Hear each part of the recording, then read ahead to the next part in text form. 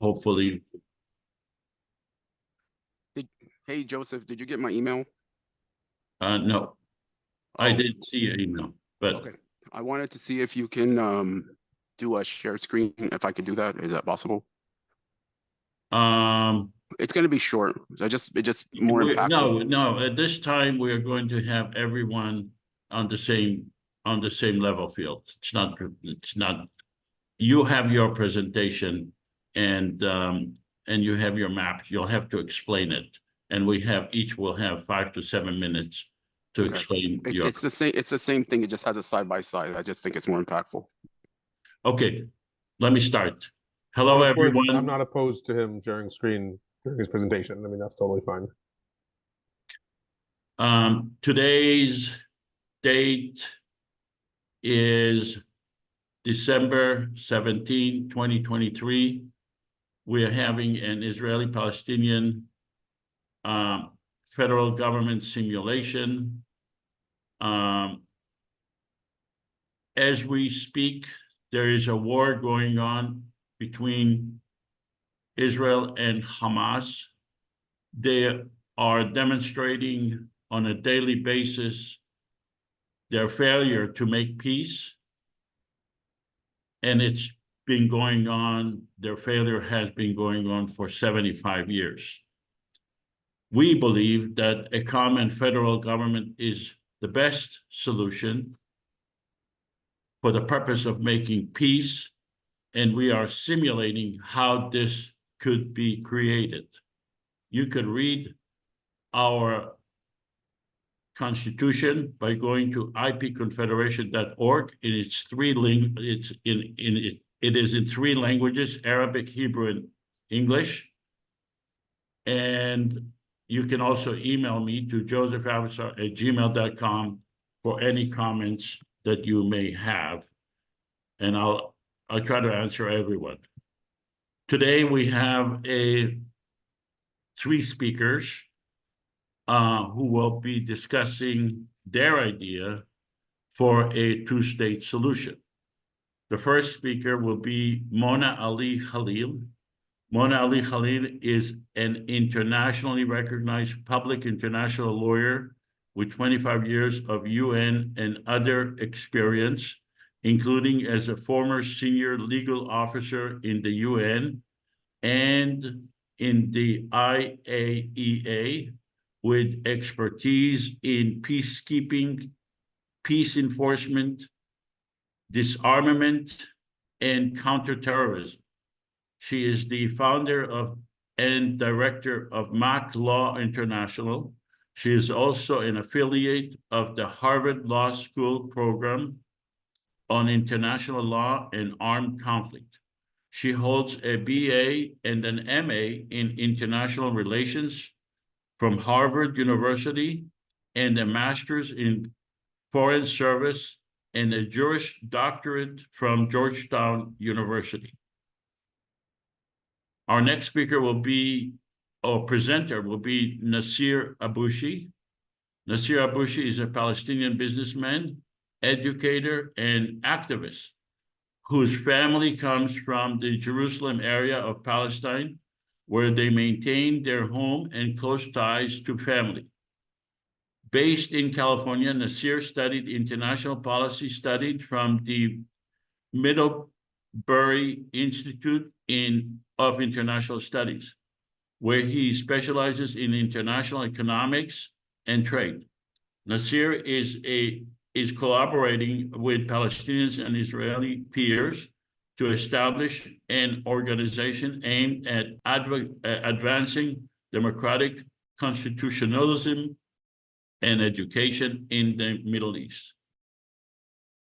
Our third presenter will be Alon Burstein. Alon is a visiting assistant professor and an Israel Institute Fellow in the Department of Political Science at the University of California, Irvine. His recent research projects have analyzed the dynamics of repression contention in the Israeli-Palestinian conflict, minority mobilization in Israel, processes of religionization, secularization in international terror groups, as well as specifically within the Middle East, and the rise of xenophobic white power terrorism across the world. We had many guests before in our simulations. Some of them appeared twice, and some recorded videos in support of our formula for peace. Noam Chomsky appeared twice, and he recorded a video specifically supporting our formula for a common federal government for the people of Israel and Palestine, which supports our formula for peace. We try to bring as many guests as possible with different views. These are the list of people that we attempted to contact. Many have declined and many have not responded. We hope to be able to have them respond and participate in the future.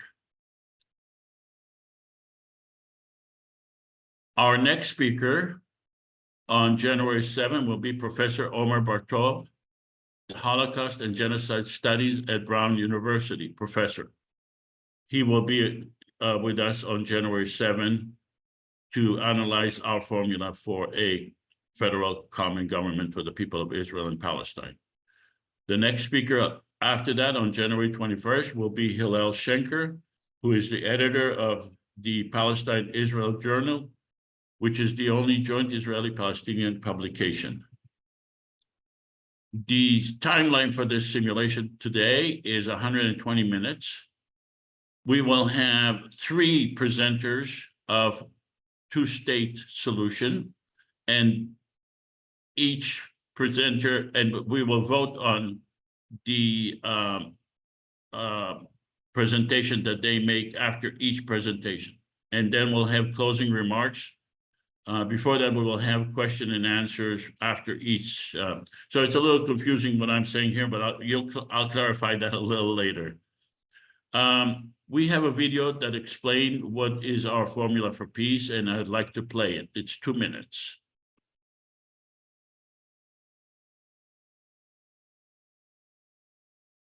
The conflict between Israelis and Palestinians has endured for generations. And instead of time healing the wounds, it's only caused the anger to fester and the violence to grow. But what if there was a way to alleviate the tension? Something that may not outright solve every problem, but at least create a forum that encourages a peaceful compromise. Welcome to the Israeli-Palestinian Confederation, a common third government between the Israeli and Palestinian citizens, specifically designed to foster peace, tolerance, and economic prosperity between the two nations. Here's how it works. First off, both Israel and Palestine will keep their respective governments. Israel's Knesset and the Palestinian National Authority will remain unchanged. The Israeli-Palestinian Confederation, IPC, will be a third entity acting as a unifying agent between the two. The IPC will comprise 300 parliament members elected from 300 districts in Israel, the West Bank, and Gaza. Above them will preside a president and vice president, one Israeli and one Palestinian. In order for the IPC to pass a law, it will require a 55% majority from its Israeli representatives, as well as a 55% majority from its Palestinian representatives, thereby preventing either side from monopolizing the legislature. Of course, the IPC won't undermine the political power of either the Israeli or the Palestinian government. At any time, Israel or Palestine may veto a law passed by the IPC. If neither side vetoes, the law is passed. And the two nations are another step closer to resolution. Please help us make this a reality. The Israeli-Palestinian Confederation. We might speak different languages, but we all mean the same thing. So we are going to simulate today a two-state solution, 3 proposals, all within the frame of the federal government. At each simulation, we conduct a pre-simulation survey, and I'd like to do it now. And we'll see if the survey changes. At this time, please vote. Do you support a common federal government for the people of Israel and Palestine. Please vote.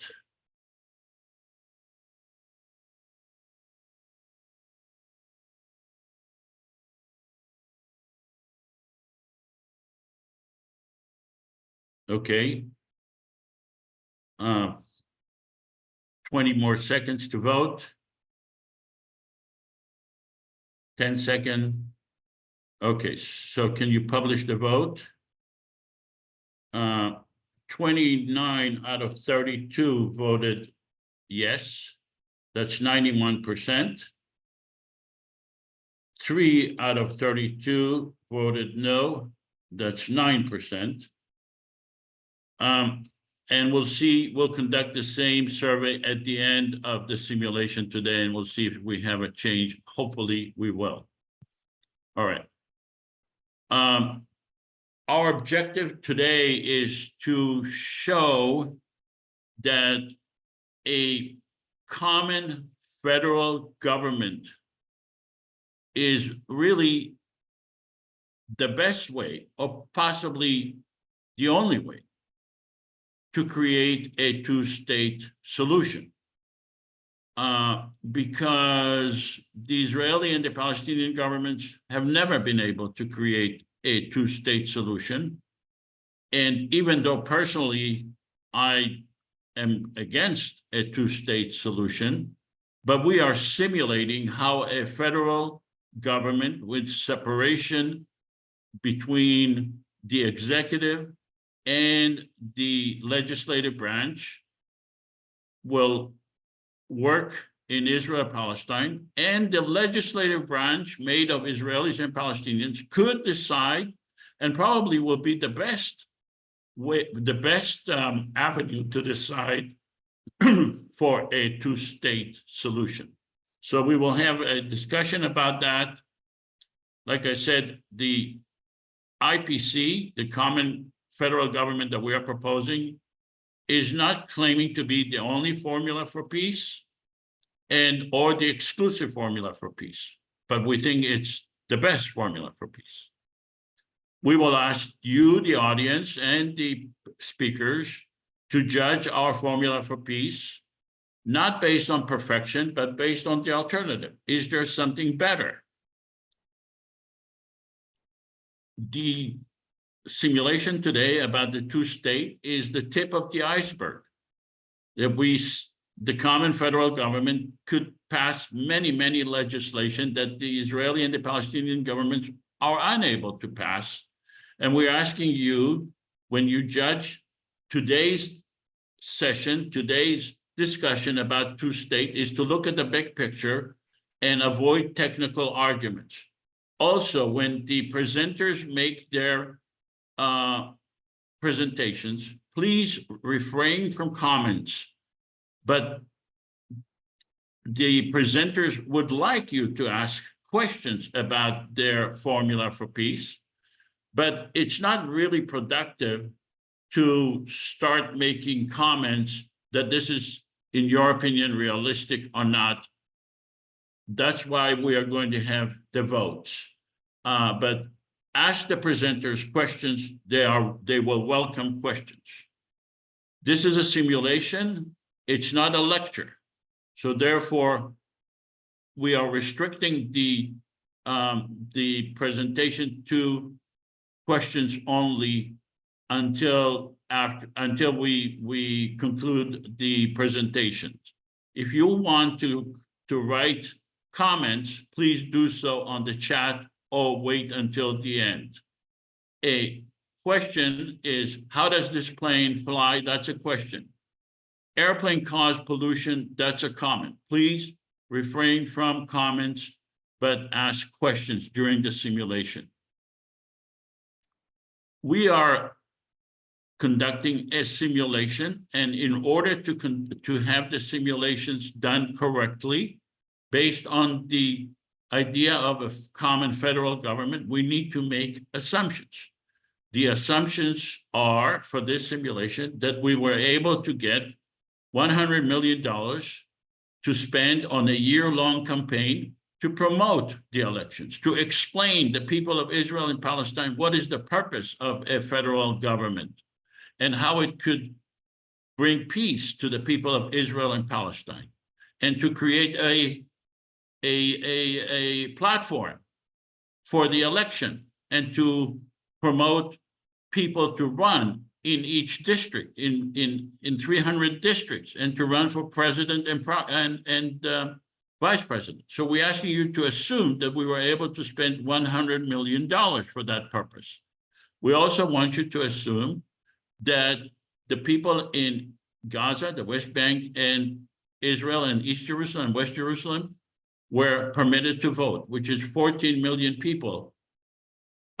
We will exclude minors, of course, but 14 million people will be allowed to vote with the exclusion of minors. We also want you to assume that 5 million people voted, that actually voted online for the federal government, that 3 million Palestinians voted, that 2 million Israelis voted. We also want you to assume that the president received 1.5 million votes. In other words, that we elected a president. I want you to assume that me, Joseph, was elected president, so that you know I do not ever intend to run as president. It's not my goal. I'm not even qualified under the Constitution to be president because I do not reside in Israel or Palestine. But for the purpose of this simulation, please assume that I was elected as president, and I'm going to be acting as if I am the president during this simulation. I also want you to assume that 300 parliament members were elected in 300 districts.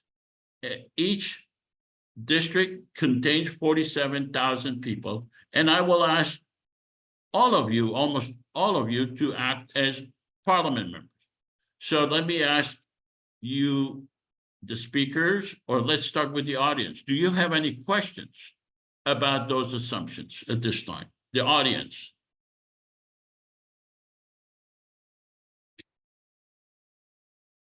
Do the speakers have any questions or comments? You're allowed to make comments regarding those assumptions, the speakers. Alon, Naseer, or Mona? Okay, let's start with Libby. Libby, do you have a question regarding those assumptions? My question is, I'm a little confused about the three speakers giving their point of view about a two-state solution. So I guess I'm wondering. Well, I'm restricting this to the assumptions. Do you have questions regarding the assumptions?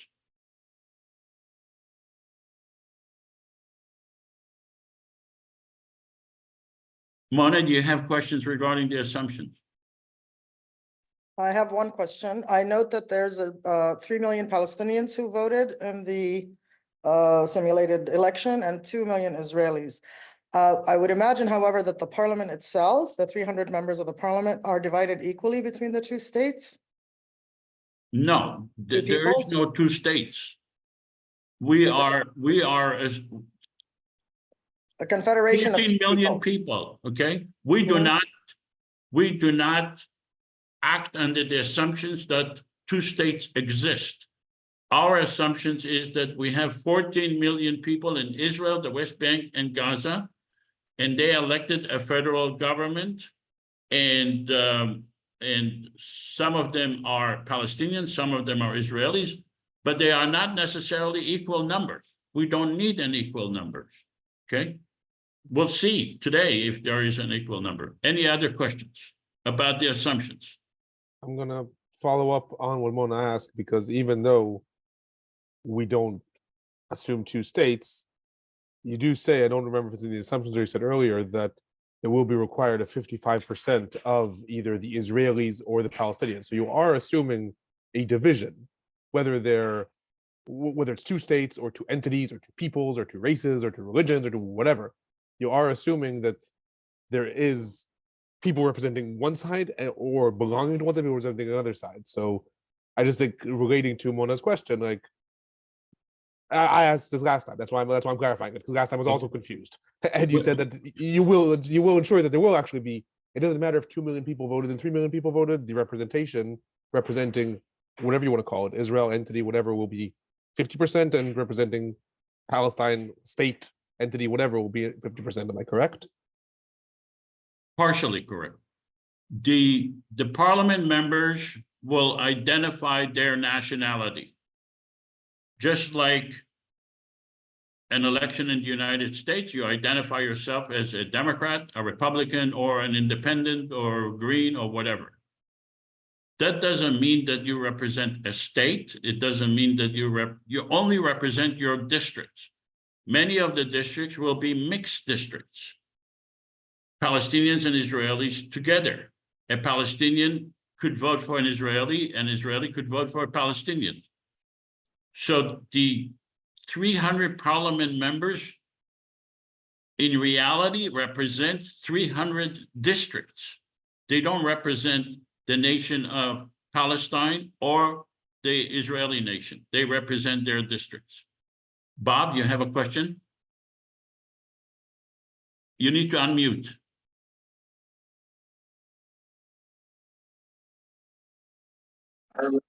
That it'll really be more difficult and do the job that the side is supposed to do. And what I'm sorry, could you start your question from the beginning, Bob?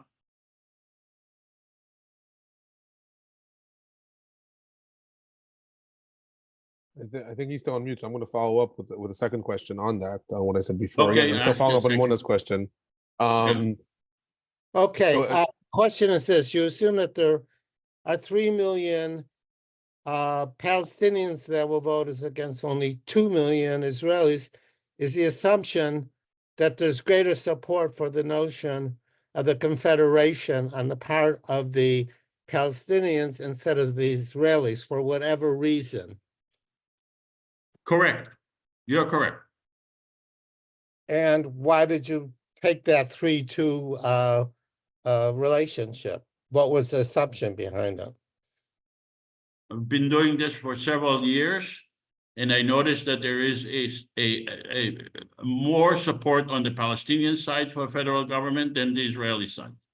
And so I just arbitrarily decided to create an assumption with 3 million Palestinians and 2 million Israelis. Well, it seems like a reasonable assumption. Okay. Thank you. Okay, Alon, do you follow up?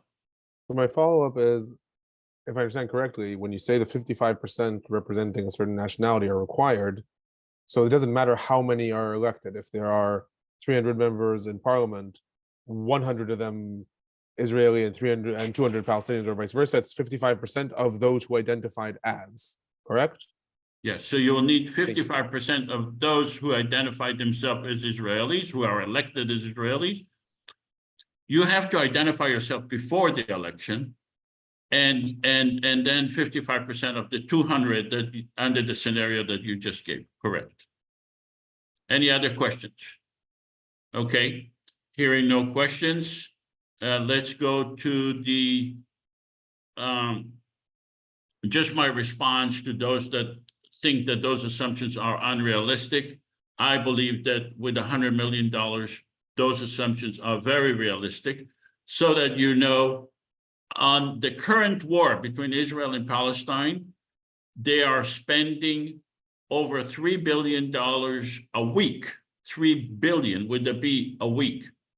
$100 million could, in my opinion, could create this federal government and could make peace.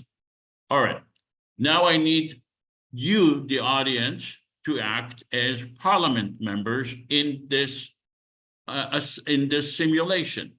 So we will ask you to be either Israeli or Palestinian parliament members in this simulation. And I will also ask 2 of you, one to be Israeli prime minister and Palestinian president. So let's start with parliament members.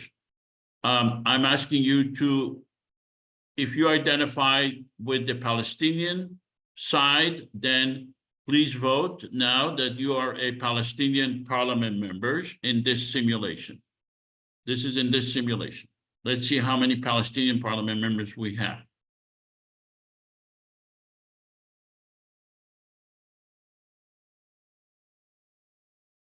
Okay. 20 more seconds. Palestinian parliament members published a vote.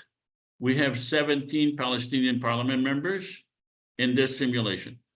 And then let's go to Israeli parliament members. How many Israeli parliament members we have? Israeli parliament members in this simulation.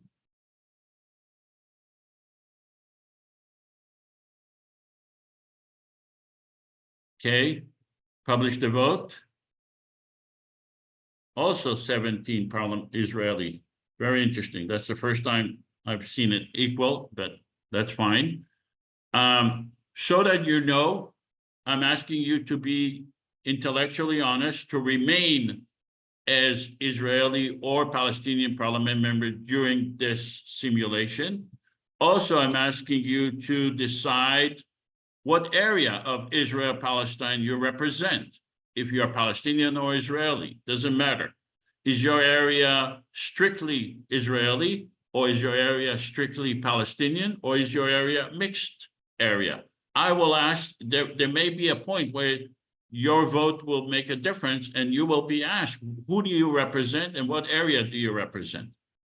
Now, for the purpose of the simulation, I need a volunteer to be the Prime Minister of Israel. Do we have a Prime Minister of Israel? Do we have someone who is willing to be the Prime Minister of Israel in the parliament? I need a volunteer for Prime Minister of Israel. I'll do it. Charles, okay. Is Giacomo here? Okay, Charles, you'll be the Prime Minister of Israel. So you will have to assume the personality of the current Prime Minister of Israel, who is currently Benjamin Netanyahu, okay? Are you capable of doing that? Yeah, Okay. okay, yeah, I'll do Okay, it. and I need a Palestinian president for this simulation. Someone to act as Palestinian president. I will do it. Okay, Elias. Hi, Yes, Elias. Okay, so you're the president of Palestine. for Okay. sure. Okay, by the way, Alon and Mona and Naseer, you have to be parliament members in order to present your Oh, sorry. I didn't realize that. I didn't assign myself. Last time I was here, I was not a parliament member. because you were a speaker. Now you are. My bad. Okay, so you all have to be parliament members. That's okay. You can. Okay, But good to know. you'll have to assume the personality of either Israeli or Palestinian parliament members for the audience to know. This is a government, so you are the Israeli or Palestinian parliament members, okay, including Mona, including Naseer, and including Alon. All right. All right. The first order of business is a constitution. And we need to vote on the constitution. Now that we have a president, we have a parliament, we elected parliament, and now we are going to ratify the constitution. Libby, could you please read the constitution?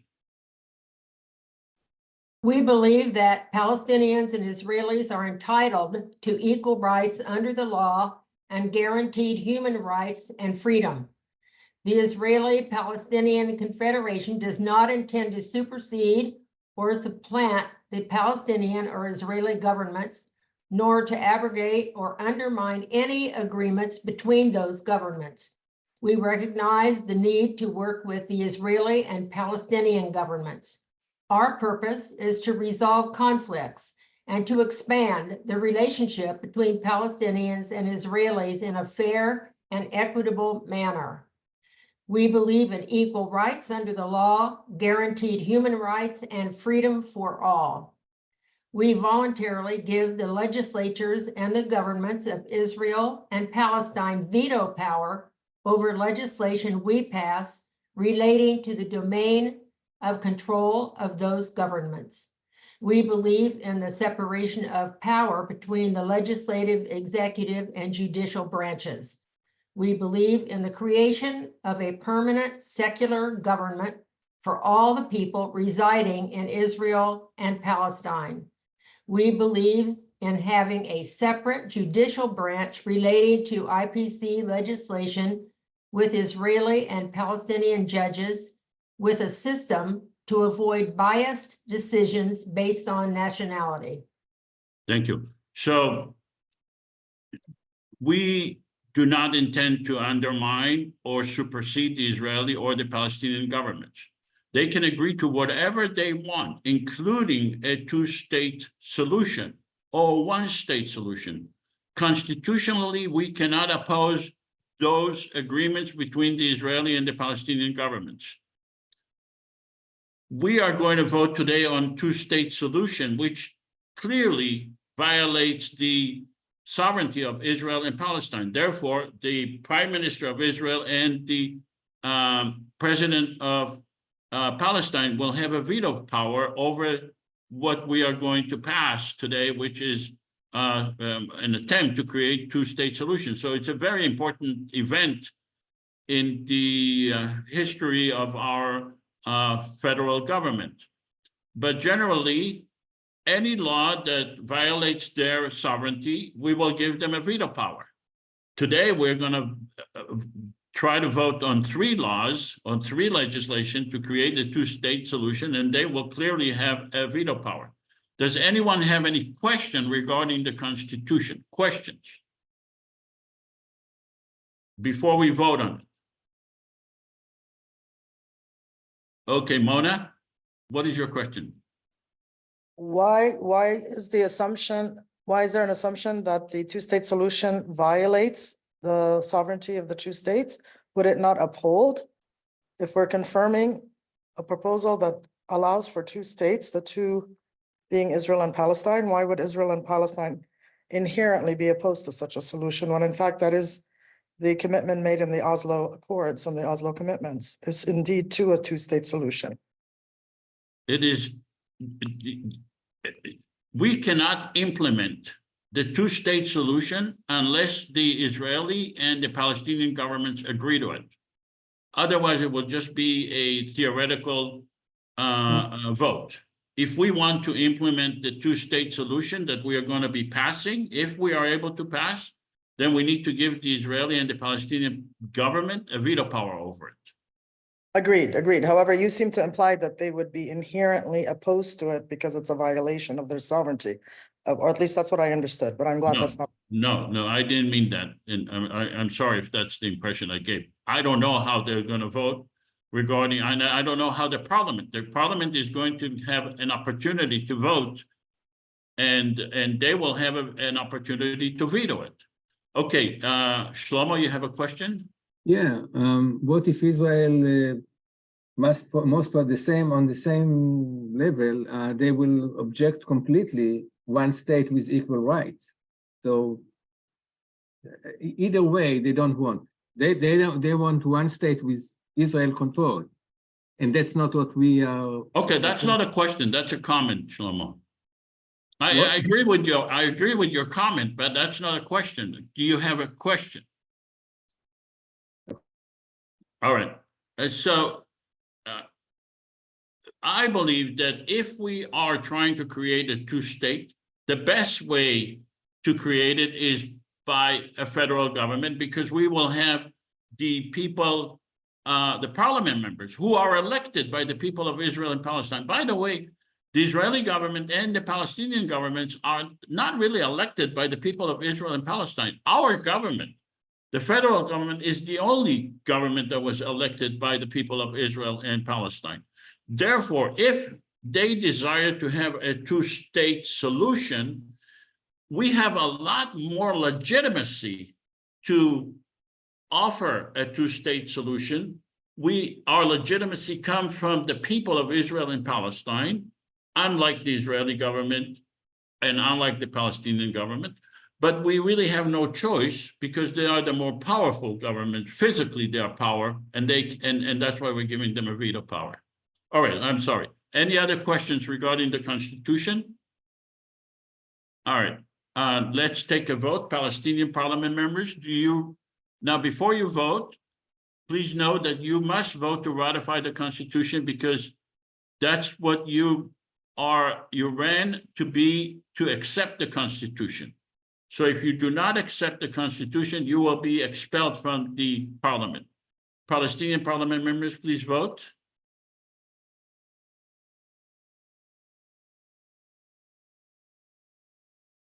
Okay, publish the vote.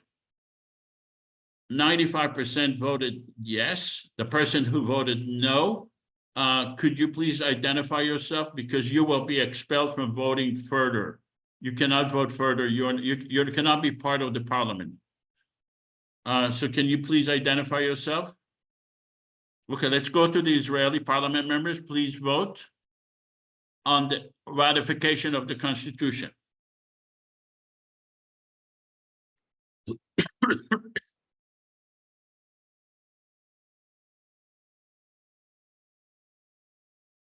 One more Israeli need to vote. Okay, publish the vote. 100% of the Israeli parliament members voted in favor of the Constitution. So congratulations, we have a Constitution. By the way, the Israeli and the Palestinian government and their heads of government do not have a veto power over our Constitution. Our Constitution does not violate their sovereignty. All right, let's go to the next legislation, and that is granting a veto power to the separate governments. Charles, could you please read it?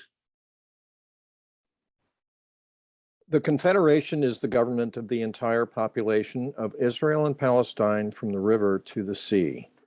We recognize the Palestinian and Israeli governments and are seeking their cooperation to implement our vision for peace by giving them a veto. We will do our utmost to satisfy the essential needs of each government. We are pleading with the Palestinian and Israeli public to understand that while we would like to pass the best legislation possible to improve their lives, under these constraints, a perfect legislation is not possible. We hereby bestow a veto power relating to legislation affecting sovereignty to the following: the government of Israel on issues in which it is indispensable, the Palestinian government on issues in which it is indispensable. In the event of changes in governments, this legislation may be amended or repealed. The Parliament will decide on indispensability. Vetoes may be bestowed individually or collectively. Does anyone have any questions regarding this legislation that we are about to pass regarding granting a veto power? Does anyone have any questions? Okay. Hearing no questions, let's have the Palestinian parliament members please vote. Palestinian parliament members, do you support the veto power?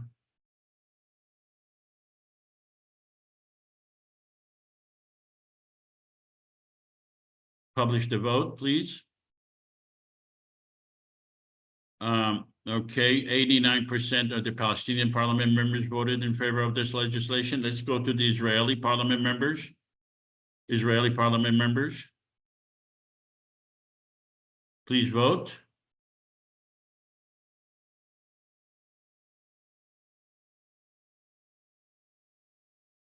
Okay, more Israeli. 10 more seconds, please. Vote, publish the vote. 92% of the Israeli parliament members who voted in favor of this legislation. So we agreed to give them a veto power over legislation affecting their sovereignty in which they are indispensable. All right, now let's go to the two-state solution presentations that we are about to make. We will have 3 presentations today. The first one by Mona Ali Khalil, who is a parliament member in our parliament. Mona, are you Israeli or Palestinian parliament member? Palestinian. Okay. Naseer Aboushi, are you an Israeli or Palestinian parliament member? Palestinian. Alon Burstein, are you Israeli or Palestinian parliament member? Israeli. Okay. They will each read their proposal, and they will have 5 to 7 minutes time to explain. I know that Naseer wanted to share the screen I think that would be possible. I am not in charge of the technical. Dan, if you can accommodate Naseer, please do so. So you'll have 5 to 7 minutes time to explain your proposal, and then we will ask you questions and you'll answer, and then we'll follow a vote by each one of you. Each proposal will be voted upon by the parliament, and we will be submitted to the Israeli and the Palestinian heads of government. I just want to clarify, I am the president. In principle, I am against the two-state solution. However, I am not able to prevent the parliament from passing legislation. We have a separation of power. The parliament in our government is 300 parliament members. I am not part of the parliament. I have to obey decisions that were made by the parliament. So even though I am the president, and even though I am opposed to two-state solution, I cannot prevent the parliament from deciding. And I think that's the beauty of the Israeli-Palestinian federal government, that it can decide what the people of Israel and Palestine want, regardless of whether the the president wants it, because we have a separation of power. So we will vote on each one. The first one to Can I ask present. a question first? Yes, In theory, you're having a vote on each one, so all 3 can be rejected or all 3 can be accepted? correct, correct. And then we can reconcile. You can reconcile the Okay. 3. Yes. All right, let's start with Mona. Please read your proposal, and I'll flip the pages as you speak. Can I do my presentation and end with the reading of the proposal? Is that okay? Sure. Okay. Wonderful. One moment, please. It is difficult to have a conversation about peace and justice when there's a war of mass atrocities going on. Wait, Mona, you are not reading what's on the screen. Correct. I asked for permission to present and then end with the reading of the proposal. If you want me to. Okay, that's fine. I wasn't aware of that. Okay, go Yeah, ahead. no, I will do exactly. I'll do a brief intro, then I'll read the summary, and then I'll read the proposal. Okay. Okay. So as I said, I fully appreciate that it's very difficult to have a conversation about peace and justice when there's a war of mass atrocities going on. 1,200 Israelis have been killed and other nationalities in southern Israel. 240 human beings have been taken hostage by Hamas. More than 18,000 Palestinians have been killed by the Israeli forces in Gaza, and Gaza itself is being decimated. Even in the West Bank, 9 Israelis have been killed, 300 Palestinians also killed by armed Israeli settlers. But in the midst of war is exactly the time to talk about a path to peace and, equally importantly, a pathway to justice for all. The Israeli occupation, as the Secretary General has said, does not justify the terror attacks by Hamas. The Hamas attacks, as the SG said, do not justify the slaughter of 18,000 civilians, half of whom are children. While both the right of self-defense and the right of legitimate struggle against foreign occupation exist under international law, both are subject to the rules of war. The whole world is calling for a ceasefire. The international community has a responsibility to protect the civilians of Palestine and of Israel. And international law forms the basis of my proposal as a pathway to peace, security, and justice for Israelis and Palestinians alike, and preserves the fundamental principles of humanity for all mankind. My proposal is based on the equal humanity and equal rights of the Israeli and Palestinian people. It recognizes their equal right to self-determination, equal enjoyment of fundamental human rights, as well as their equal accountability for the violations of international humanitarian law committed by each side. My proposal adheres to the existing agreements between Israel and Palestine, including the Oslo commitments, as well as the UN resolutions and international law. It seeks to end the occupation and upholds the vision of 2 states, Israel and Palestine, with equal rights and responsibilities. The proposal does not preclude the confederation of which we are a member today. The text of the resolution reads as follows. The IPC supports the right of the Israeli people and the Palestinian people to self-determination, and therefore supports mutual recognition of the state of Israel and the state of Palestine, living side by side in peace, justice, and security for all. To that end, the state of Israel and the state of Palestine shall A, commit to resolve all issues through negotiation in accordance with the Oslo commitments and with international law. B, to recognize the historical narratives of the Israeli and Palestinian people to the land as their respective ancestral homes. Recognize the status of Jerusalem as holy to Jews, Christians, and Muslims alike, and as the capital of both states, Israel and Palestine. D, pledge to refrain from the use of force except in the exercise of the inherent right of self-defense, to which both peoples are entitled in accordance with international law, and to renounce terrorism by Israeli settlers and Palestinian militants. E, to promote mutual recognition and respect in the Israeli and Palestinian governments, public institutions, including public schools, and all schools, denounce all hate speech, incitement to violence, and all forms of discrimination. F, to commit to reach agreement on the border based on the 1967 Green Line, subject to mutually agreed land swaps between the parties. G, respect the right of Palestinian refugees to return, subject to mutually agreed limits on the exercise of the right of return and adequate compensation. H, ensure equal enjoyment of the rights of both peoples, including the right to life, the right to nationality, the right to freedom of movement, as well as the sovereign right over natural resources. And finally, declaring the end to the conflict and pursue peace, justice, and security for all. That Okay, is the Mona, totality of the proposal. do you want to explain your proposal before we ask you questions? I believe that I have presented it with my explanation of the need for this proposal, as well as the foundations for this proposals lying in existing Palestinian-Israeli agreements, UN resolutions, and international law. I'm happy to answer any questions. Okay, so let me ask you a question. First question is, do you say commit to to reach agreement on the border based on the 1967 war subject to mutually agreed land swap? Under your proposal, who will have possession of the Jordan Valley? Like I said, the starting point of the border, I mean, is the green line. The word war should be amended to read green line. The 1967 Green Line. Any changes to that have to be mutually agreed. So I do not preclude any mutually agreeable swap of land between the two parties.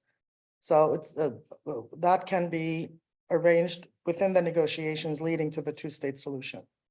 Is there anything definite about your proposal, about borders, about Jerusalem, about refugees, other than to say that the Israeli and the Palestinian governments will agree in the future? No, it's not that vague. I mean, there are, as you ask the question, are there any certainties? The certainties are that the Palestinian people, for the sake of peace, for the sake of a better future for their children, have already agreed to give up 78% of the territory of the Mandate of Palestine. Therefore, the 67 Green Line, to which both the Palestinian Authority has agreed to in the Oslo Accords, as well as even Hamas has agreed to as early as 2004 and again in 2017, that the Green Line, the 67 line, is the presumed border between the two states. However, minor land swaps, so we're not talking the entire Jordan Valley, we're talking about minor land swaps to accommodate certain realities that have been made on the ground in the intervening years, could be accommodated, but they would have to be objectively defined as minor land swaps, respecting the Green Line, which already constitutes 78% of the original Mandate Palestine.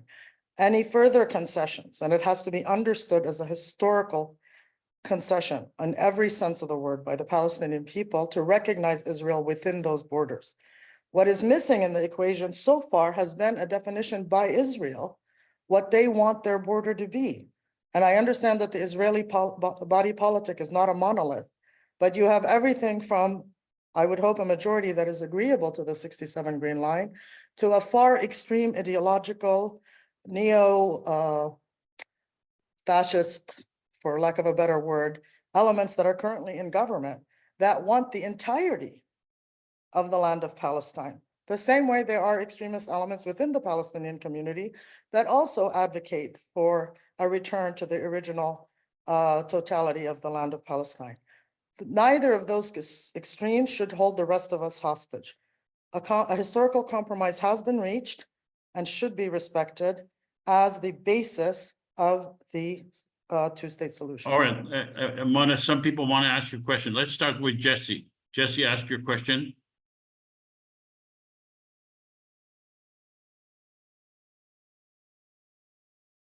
Jesse, do you have a question to ask?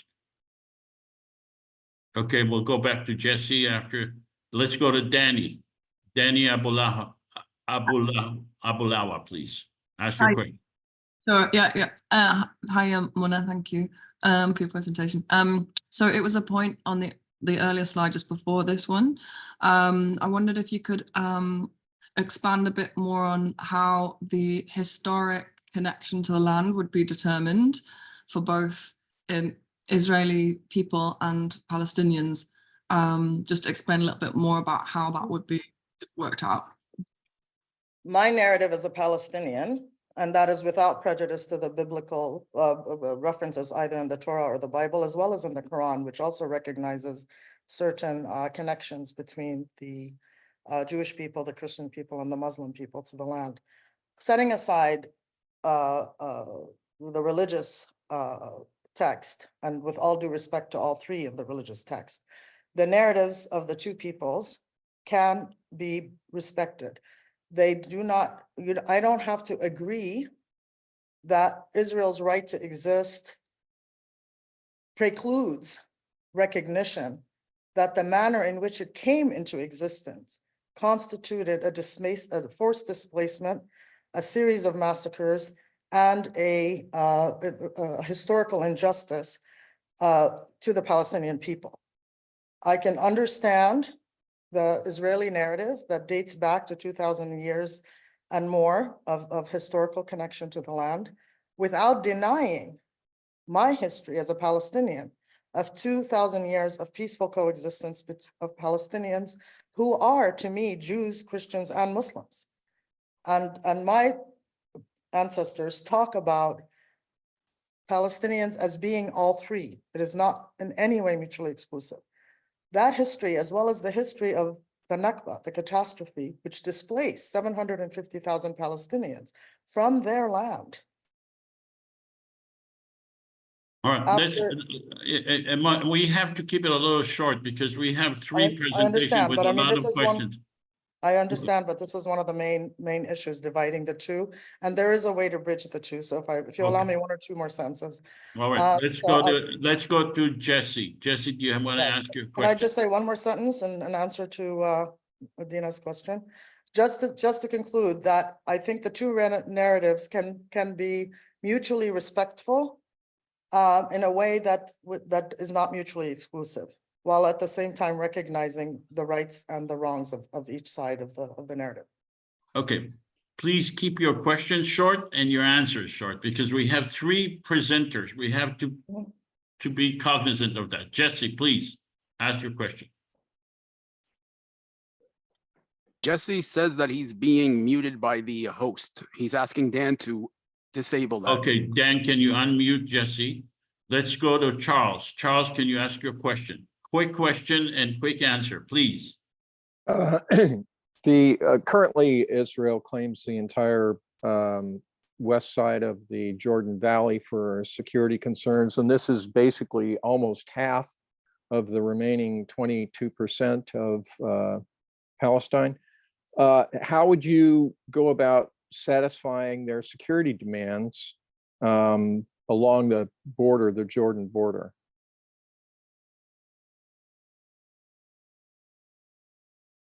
In order to get their compliance with your proposal.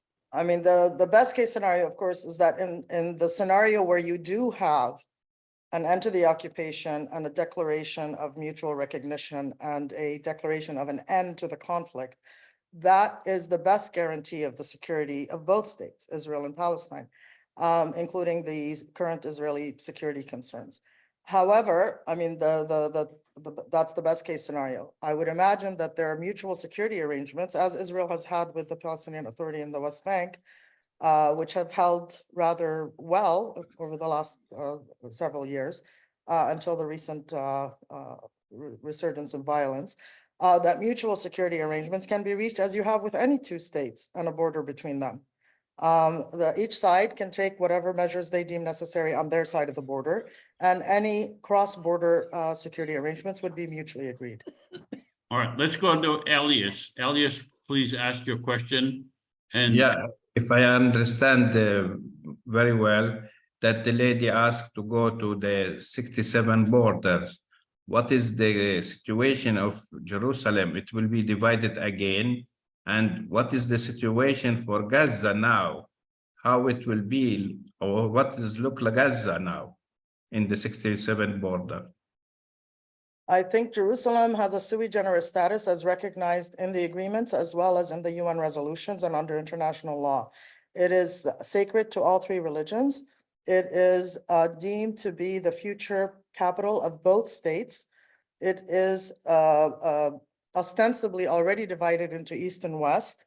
So Jerusalem's entity as a religious entity can be respected and has been throughout the centuries and even millennia as dear and sacred to all three religions. That can be preserved as a political capital to both states, while at the same time respecting that it has a sui generis status as a city. The same way Rome is capital of Italy and of the Vatican, it can be the capital of both states without it being divided as a religious entity. As far as Gaza is concerned, I presume that the outcome of whatever end to this conflict, the outcome will be new elections for the Palestinian leadership and new elections for the Israeli leadership, both of whom, as Joseph said at the beginning, have failed miserably in providing protection to their own people, much less to the civilians of the other side. New elections would immediately confer sovereignty over the Palestinian territory, which is the West Bank and Gaza, as a single territorial unit called Palestine under the new Palestinian leadership, with obviously support from the international community. I prefer some kind of a peacekeeping force on the border to protect both the Israeli civilians and the Palestinian civilians from military aggression by either side. all right, the last person to ask a question is Tony, and then we're going to go to vote on this proposal. And Mona's, Tony, ask Sorry, your question. Can I ask a question afterwards, after Tony, please? Very Joseph, short questions, please. This is very, Okay, very Tony short. and Olivia. After Tony. I have a question too, I'm sorry. Shlomo, you want to ask a question? Yes. Okay, ask it very quickly because we have two others people waiting to make presentation. Shlomo. Yes, what is the status of an army? Will the Palestinian state have an army, or it will be demilitarized? That's it. I believe that the Palestinian leadership has repeatedly stated that they're willing to consider a demilitarized state, albeit one with the necessary police and security forces to maintain internal law and order and to ensure compliance with any mutually agreed security arrangements. All right, Tony, ask your question. Yeah, your presentation talks about resolving all issues through the Oslo commitments, and I don't know a ton about that, but I understand that the Oslo Accord negotiations broke down over the right of return issue. So maybe for Mona, maybe for all the presenters, or a discussion at the end, how will that right of return actually work? The Oslo commitments are very much the basis of all subsequent agreements between Israel and Palestine. And let us not forget that but for the assassination of Rabin by members who are now currently in government, the peace process may have proceeded in fulfillment of those Oslo commitments. They are basically about mutual negotiation to reach the 5 major areas. One of those areas is refugees, and the refugee issue is one that can be resolved in accordance with international law, as well as subject to any mutually agreed waivers of that right that must be made individually, with recognition of that the exercise of the right to return is separate from the possession and the enjoyment of that right of return. So limits can be based on the exercise of the return, even if not to the possession of the right. That's as fast as I could answer that question. Olivia? Okay, my question is very simple and very quick. There are going to be two pieces of land, Mona. One will be called Israel. The other will be called Palestine, with presumably a border. On whose land will the 700,000 settlers be? Question mark. I didn't understand the last phrase. She said, Whose on land? whose land will the 700,000 settlers that currently reside in the West Bank, where will they be? I believe that any Jewish person who wishes to reside on the land that is deemed to be part of the sovereign state of Palestine would have the right to reside there, provided they recognize the sovereign entity. Similarly, any Palestinian refugee who would like to return to the part that is designated as sovereign Israeli territory would have the right to reside there, provided they recognize the sovereignty of Israel. The same way a person can have a green card and live in the US without being a citizen, the same way I currently live as a legal resident of Austria without being a citizen, we can live where we want to live without the right of citizenship, albeit with the rights to be respected in our fundamental human rights, whether it's a Jew in Judea and Samaria, which will have to recognize the sovereign state of Palestine over that territory, or a Palestinian who wants to live in Israel proper and recognize Israeli sovereignty.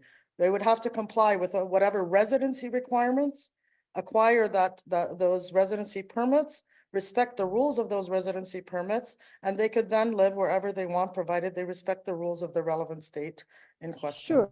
Sure. Well, let us suppose that all of those settlers say, we want to live in Israel.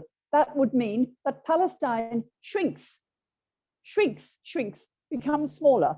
And would that be okay for you? They all say, we're going to live in Israel. So then the border, that's where the border will be. Right. I mean, without prolonging, and the land swaps are meant indeed to deal with the most entrenched settlements. But let us not forget, those settlements were built on the assumption they would be dismantled, and Israeli leaders, successive leaders, promised time and time again that when peace was reached, the settlements could be dismantled. So that has to be recalled. But some of the settlements will remain, and that's why the land swap is provided for in the border formula. Sure, I think they will all want to be part of Israel, and I think dismantling them would mean war. W-A-R. I think it would be insane. Okay, we don't want comments, we want questions. I know. Okay. Let's have the Palestinian parliament members in this simulation. Palestinian members vote now. Do you vote in favor of Mona's proposed two-state solution? Palestinian parliament members only. Please vote. Okay.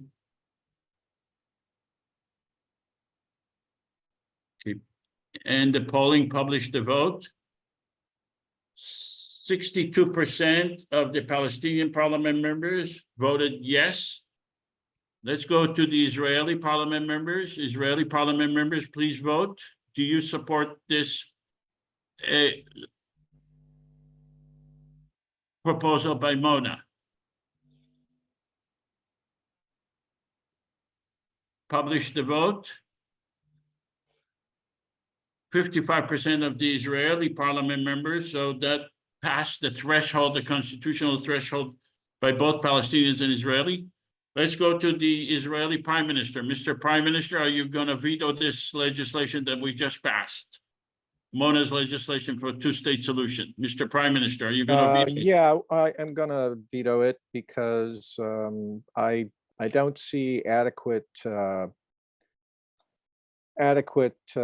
response to the need for Israel to secure its eastern border with Jordan.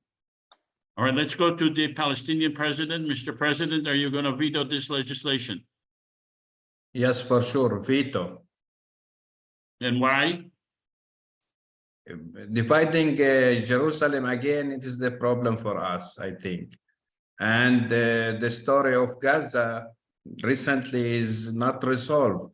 If any proposal does not resolve those two big issues, I think it is not suitable. All right. But you know, Gaza's in the 67. Wait, border, we're right? not arguing here. I'm sorry. Naseer, this is your presentation now. We'll vote on yours. Could you have 5 to 7 minutes to make your presentation? Okay, give me 1 second. Let me get the slide going. Okay, so can you guys see my slide here? Yes. Okay, Yes. so I'm gonna go. First of all, it's a pleasure to be here. Thank you for inviting me, Yosef. Oh, let me turn on my camera 1 second. Oh. Okay, so you know, to be here with Sister Mona and Sister Alon, two good people that I've gotten to know here. They're such much more educated people, so I kind of feel like I'm the little guy here. But and also I want to give special acknowledgement to Oren Yiftechal, who's here from Land for All. His organization is actually, the reason why I'm acknowledging him here is because his organization, Land for All, is actually the one that inspired my presentation. So I just wanted to give acknowledgement to him. So first of all, let me just go real quick back in history a little bit. When people say the Palestinians were offered a two-state solution and they denied it. And there's a reason why the two-state solution failed, that Oslo failed. If you look at the map that I have up right now, you're gonna see that this is the Camp David proposal. And you can see that when the Palestinian state that was offered, you see it's chopped up in this about 6 pieces here. Then you have Israel controlling the border with Jordan. Gaza is intact. And you have, here, areas around Jerusalem and in the west part of the West Bank just taken, and Palestine basically is chopped up in little pieces. So this is the so-called generous offer. If you remember, that was the term that was used. So this is the solution that failed. So I think that when we talk about two-state solutions in Oslo, we have to talk about a fair solution. And there's been other proposals such as this one, and including Jerusalem. So I'm including here for Mr. President of the Palestinian Authority, specific about Jerusalem and specific about Gaza and what's called the land swap. Now, David Makovsky is not a left-wing person. He's an Israeli who's not very left-wing.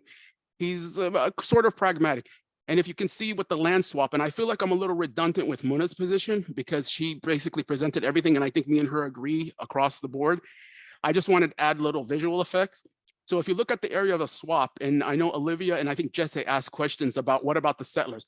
If you look at this constitutes about 4 to 5% of the West Bank, where you have about, I want to say 80%, maybe 79 to 80% of the settlers where they live. So if you include this area as part of a land swap, giving more area to Gaza, which needs more land because of the intensity of the population there, you can see there's some reasonable swap. Muna also said something about Palestinians accepting 72% of historic Palestine. But let's be a little bit more realistic. South of Beersheba, there was almost very little Palestinian population there. So look at it from Beersheba to the north. And you're gonna see that the land swap is not 22% versus 72%, because the whole southern part of Gaza, the Negev, even Eilat was a population probably of just a few thousand people, Palestinians, before 1948. So, and getting with my proposal, and I'm going to be a little quick if I'm talking a little fast, I'm sorry. There is the start and then there's the process. And the start is first and foremost, we have to renounce violence. This war in Gaza, the settlements, settlers that are going around killing people, the attacks by Palestinian militants against Israeli citizens. So there has to be a total stop of violence and occupation. With violence, with occupation, there's no way we can proceed forward. This is something that has to be done immediately. Another thing is we have to have zero toleration from both sides, and people have to be held accountable for incitement and hate speech. And one thing that the PA is criticized for is that they're seen as an agent for protecting Israeli interests, because the Palestinian Authority said, hey, crack down on Hamas, crack down on the militants. But on the other hand, the Israeli authorities do very, very, very little. I'm saying very a lot of times because it should be said about 10 times, very little to basically counter the settlement, the extremists. So if we see a commitment by Israel going against their settlers, going against their extremists, similar to that of the Palestinians, this will give the Palestinian Authority more legitimacy, any governing authority. So we have to have this zero toleration. We have to have the promotion of mutual recognition and respect for one another. This is just something so fundamental because you cannot have a Palestinian Authority that cracks down on militants. Meanwhile, settlers are running around crazy, okay? And then, I don't know if you can see the bottom here, an immediate return to the Oslo Commitment and international law. And what this means is that negotiated settlement based on international law, which includes stop the expansion of settlements now. So these are three things that have to be done now: end of occupation, no toleration of extremists on both sides, and a commitment to international law, which includes stopping the settlement. So we can stop this madness now before it gets us to a situation where we cannot turn back. Naseer, can you stop your, I have your presentation, I can show it. Okay, so you want me to stop sharing? Yeah. Okay, you didn't like my map? Can I just show you the map of Jerusalem real quick? So here to the president, Palestinian president, you have this area right here, the Palestinian map. So the green areas are where Palestinians live. The blue area are the population where Israelis live. And the brown area is areas that are not filled, but that will go to Palestine. And the light blue areas are areas that will remain under Israel's sovereignty. So you basically do have clusters of land, but they're held together. So it's possible to have the city shared. And if you zoom in, you're going to see that the old city, the Jewish quarters where the Wailing Wall continues to be under Israeli sovereignty. Okay, so I will stop sharing. Let me figure out how to do this. Okay, so are you sharing your PowerPoint presentation? Yeah. Joseph, I don't see it. Okay, thanks. All right, go ahead, go to next page, please. So now that I've done the three conditions, I want to go into the actual logistics. And first of all is the return. And I agree with Mona, the return to the 1967 border with the mutually agreed swaps. And I showed you guys the maps of how we can get 79 to 80% of Israelis into Israeli territory. Now, and including giving land, increasing the size of Gaza, the right of both people to travel and reside to each country. The reason why I support a two-state solution is simple. It's because it's something that can be done now. A one-state solution, and I understand Joseph saying, you know, I don't support a two-state solution, but we're talking about now, something that needs to be done yesterday, not something that needs to be done 5 years from now, something where we need to secure Palestinian existence. Palestinians like myself, we feel we're under existential threat of existence. Gaza, 90% of the population of Gaza has been displaced in the last 2 months. We fear the same thing happening in the West Bank. So this is why something has to be done now. A border needs to be drawn in the land and say, hey, this is Palestine. Don't worry, you guys are not going to disappear. And so that in the future, we can work on things where people can live on both sides of the border. Like Mona explained, a person who's Palestinian with a Palestinian citizenship can live in Israeli part. So the right of people to reside in each country, and this needs to be determined by the country. Okay, for example, like me as a Palestinian, I don't want Ben Gvir in the West Bank. He's not allowed. He's a troublemaker. He's a terrorist. He shouldn't. And if some Palestinian who calls for the killing of Jews, who's a hate monger, he should not be allowed in Israel. Israeli Jews should say, hey, you're not allowed in our country. So these are laws that can be done, and they could be implemented for security and purposes. So if you're a hater, stay in your home. Don't come to my home. Okay. Can you turn the next page? And then agreed upon solution for the right of return. There's been proposals that some Palestinians, now this is the biggest thing for Palestinians, the right of return. The right of return is something that's very important, but we have to be practical. So I am proposing a limited amount of return to Palestinians to the 1948 areas of 100,000 that bring people, families together, family reunifications.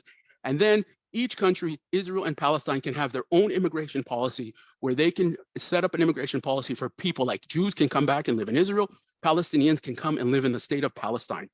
And these should be set by each respective country with no one country not affecting the other. So, and then, you know, for example, many people say to me, well, what about the Jewish refugees from Arab countries?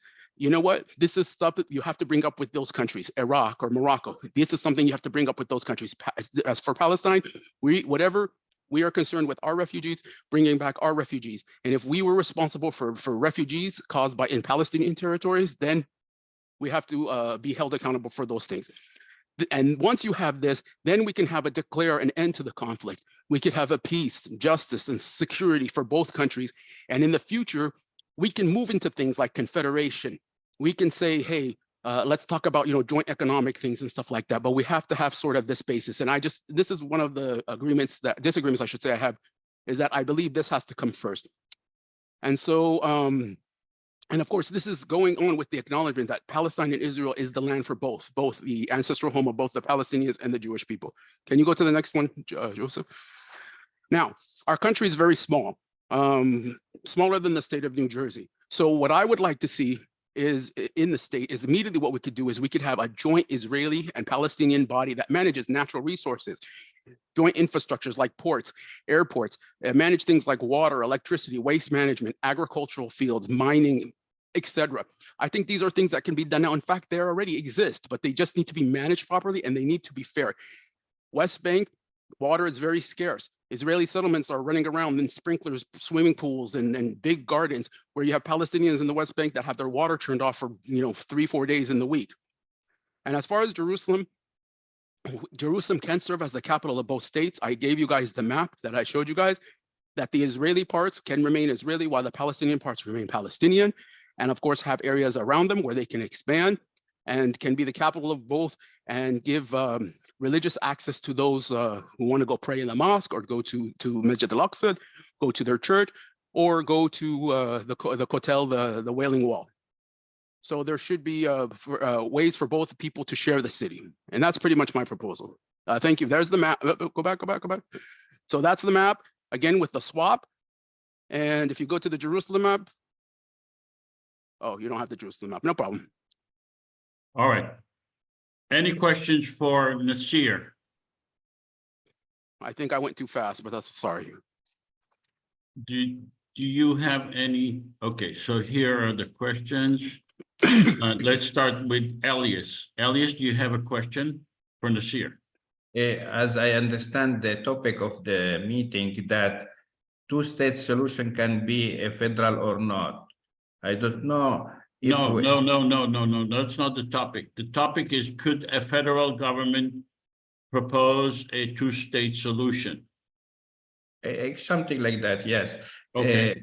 Actually, I think we don't need to speak about border. The question is, the border is important here or not? Of course, borders are important because borders set the parameters. Because what we don't want is we need to say this is going to be the state of Palestine and this is going to be the state of Israel, so that we don't have a situation like Oslo, where in the beginning of Oslo, you had about 250 to 300,000 settlers, and today we have about 750,000 settlers. So that needs to stop, because this was one of the biggest mistakes Oslo made. And there's a question here about Palestinians need to be, I'm sorry, I read the question wrong. Okay, let's go to Danny. Danny Abulawa. Hi, yeah, so I just wanted to clarify the right of return point.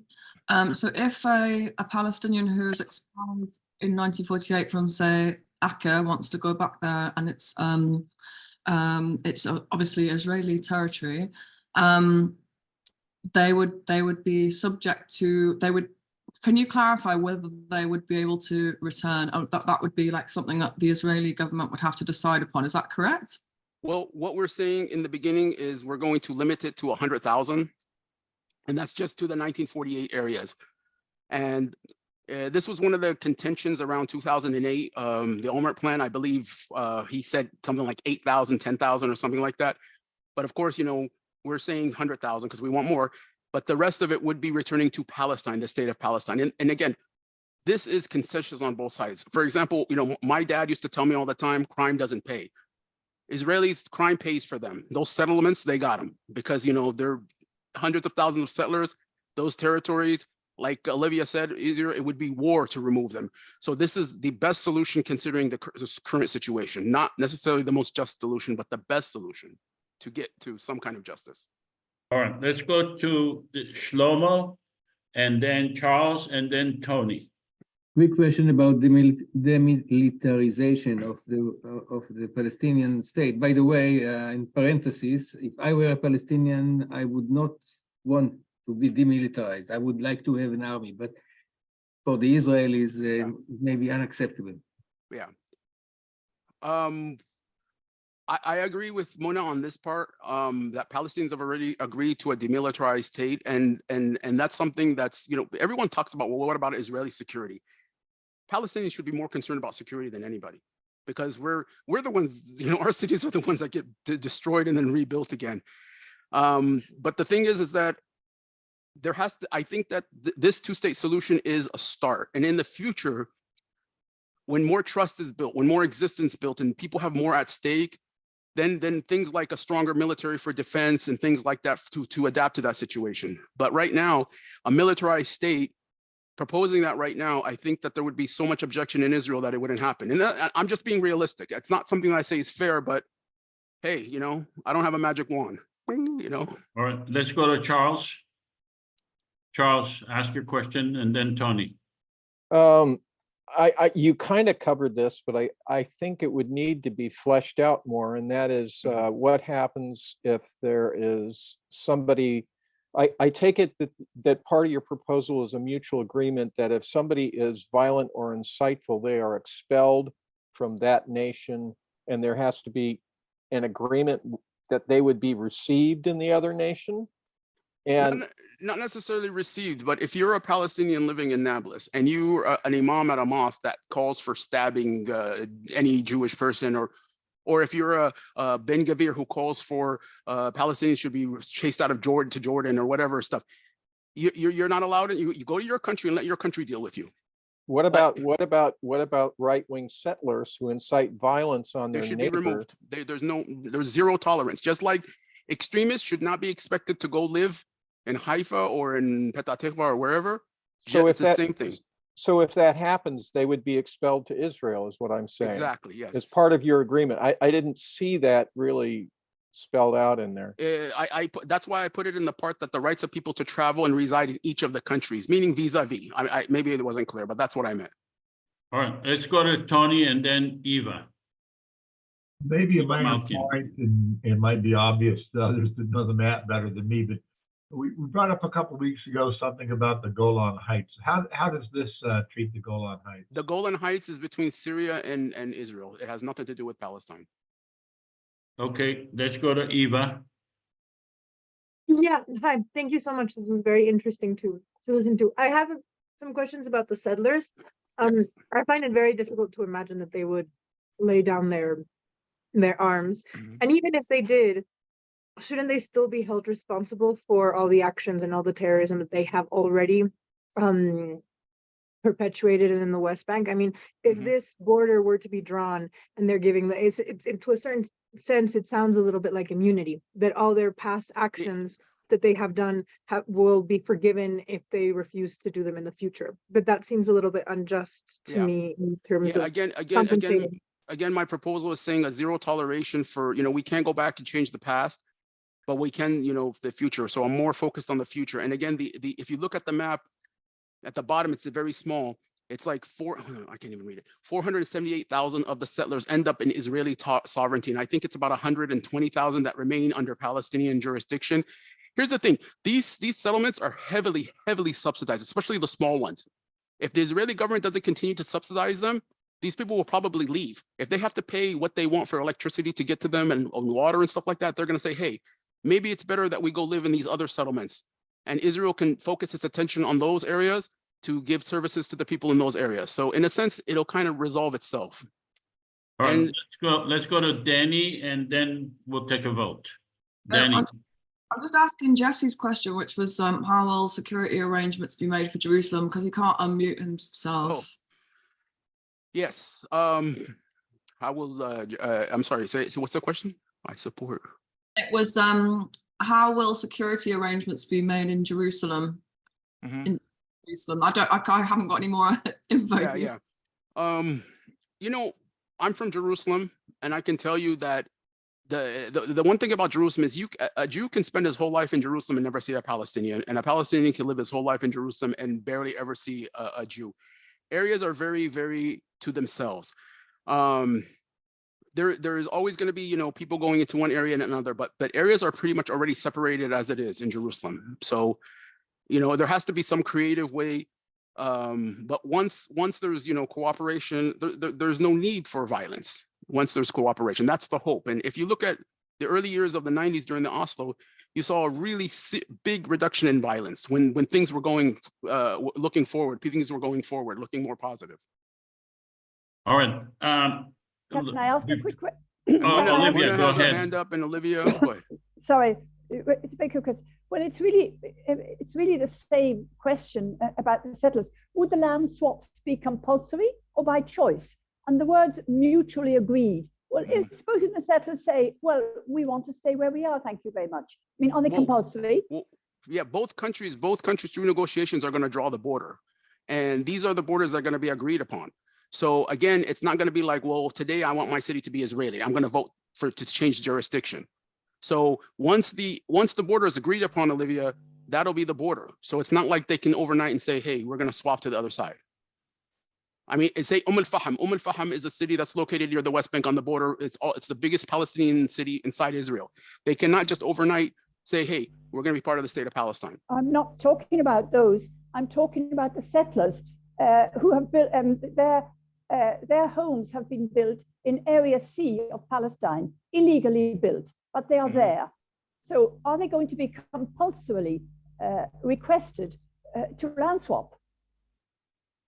The land swap areas, they will have the choice to go to the areas that have been swapped. They can go live there, or they can accept Palestinian sovereignty and then live without subsidies from the state of Israel and accept Palestinian sovereignty.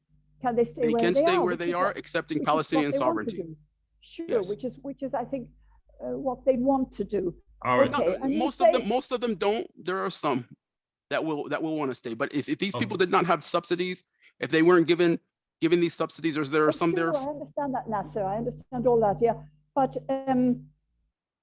something else. I mean, there's 24% of the population of Israel is actually Palestinian, and they live there. That's fine. So there's no reason why a group of Israelis or Jews can live in the West Bank. Sure. Okay. Naseer, there is the president of the common government elected by 1.5 million people.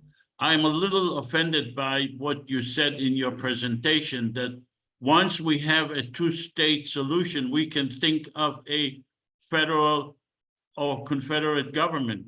I'm sorry, we already exist. And you are a parliament member of the one of the districts. Yes. So why would you say once we have a two-state solution, we will have a confederate government? Okay, let me change that. Sorry, let me put on the confederation All right. hat. Thank you. Once we have a full two-state solution with two states, we can participate in the confederation a lot better. It will be a nicer. But you are a parliament member. I understand, and I think my job will be made easier when we have a two-state solution, because we'll have two equal states that make up this confederation, that participate in this confederation. You're a parliament member. You accepted our constitution. Yes. It's a little demeaning that you speak about us as a non-existing. Okay, no, you exist, I think there are other questions to ask. I'm trying to improve it. That's all I'm trying to do. Okay, Sean, you want to have a question to? I think Mona has her hand up too. Just a quick one. You guys were proposing for a two-state or one-state. Now, there hasn't been a one-state or two-state, and I understand these guys are proposing a two-state. But just your question, Joseph, if there was already a two-state solution already agreed between Israel and Palestine, then the IPC would exist. Because if Israel and Palestine already had an agreement with each other, they want one state or they want two state, well, we would not be involved. But because there's no solution, this is the only solution we're stuck with, to be in the IPC, because both parties haven't reached an agreement. I don't know if they're gonna reach an agreement or not. So do you think we're existing because they haven't reached two-state or one state, so we're still in place? So if they had though that solution, then we probably wouldn't be around. I don't know. What do you think? Well, in my opinion, you need a federal government for the people of Israel and Palestine, regardless if they reach any agreements. These governments are not trustworthy. They are incapable of giving peace to the people of Israel and Palestine. And the idea of segregating people based on religion doesn't make sense. And the only entity that will be able to manage the area will be a common federal government. regardless of whether these two failed entities will ever reach any agreement. But let's go take a vote on Naseer's. I think Mona had a question. Can just Mona ask a question? She was the last person. Okay, I saw her, and then I saw she lowered her hand. Mona, you have a question? Unmute yourself, Mona. Mona, unmute yourself. Thank you. Just a quick question for the clarity for the voting.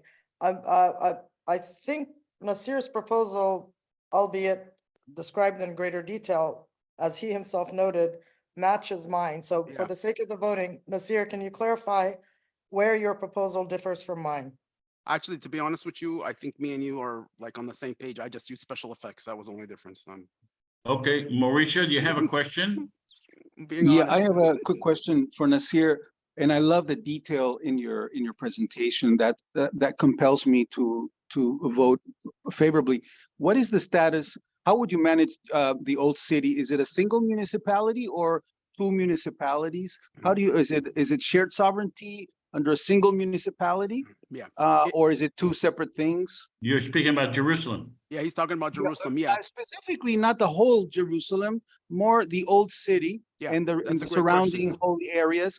Is it a single municipality that is sort of joint sovereignty, totally demilitarized, kind of like downtown Vatican, right? Or is it really two mayors? Is it one mayor or two mayors? It would be two different cities. It would be two different cities, one Palestine, Al-Quds, Palestine, Jerusalem. And if you look at the map, specifically to the old city, you'll find that the old city, where the Wailing Wall is, the Kotel. I just put a map in the little chat box here if you guys want to download it. This was a proposal that was done, I think, in 2008.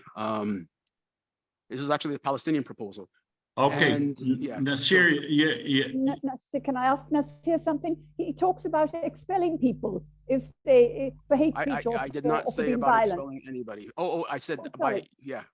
telling them to go or Yes. something like that. They have to go. But my question is, what about your judiciary? Will you have an independent judiciary?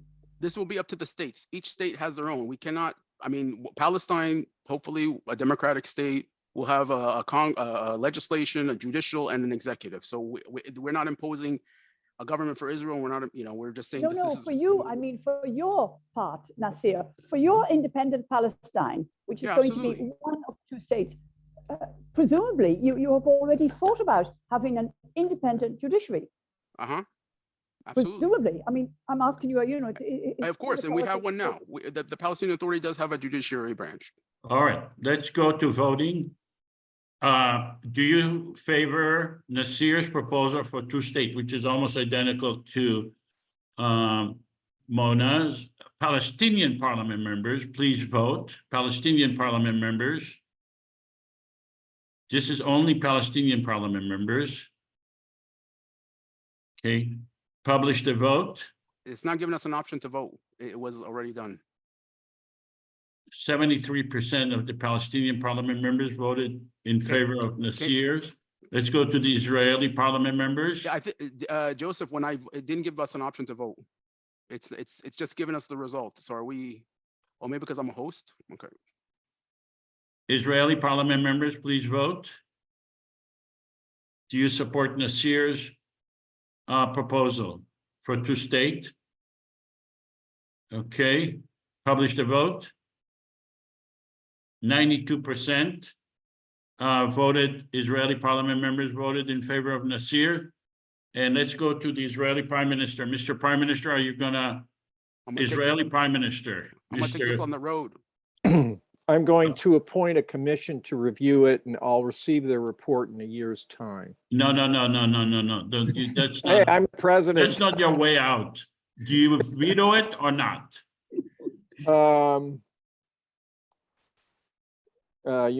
Well, I don't understand why you're telling me this. Is there a time limit on my veto? Yes, you have 60 days, but the 60 days expired.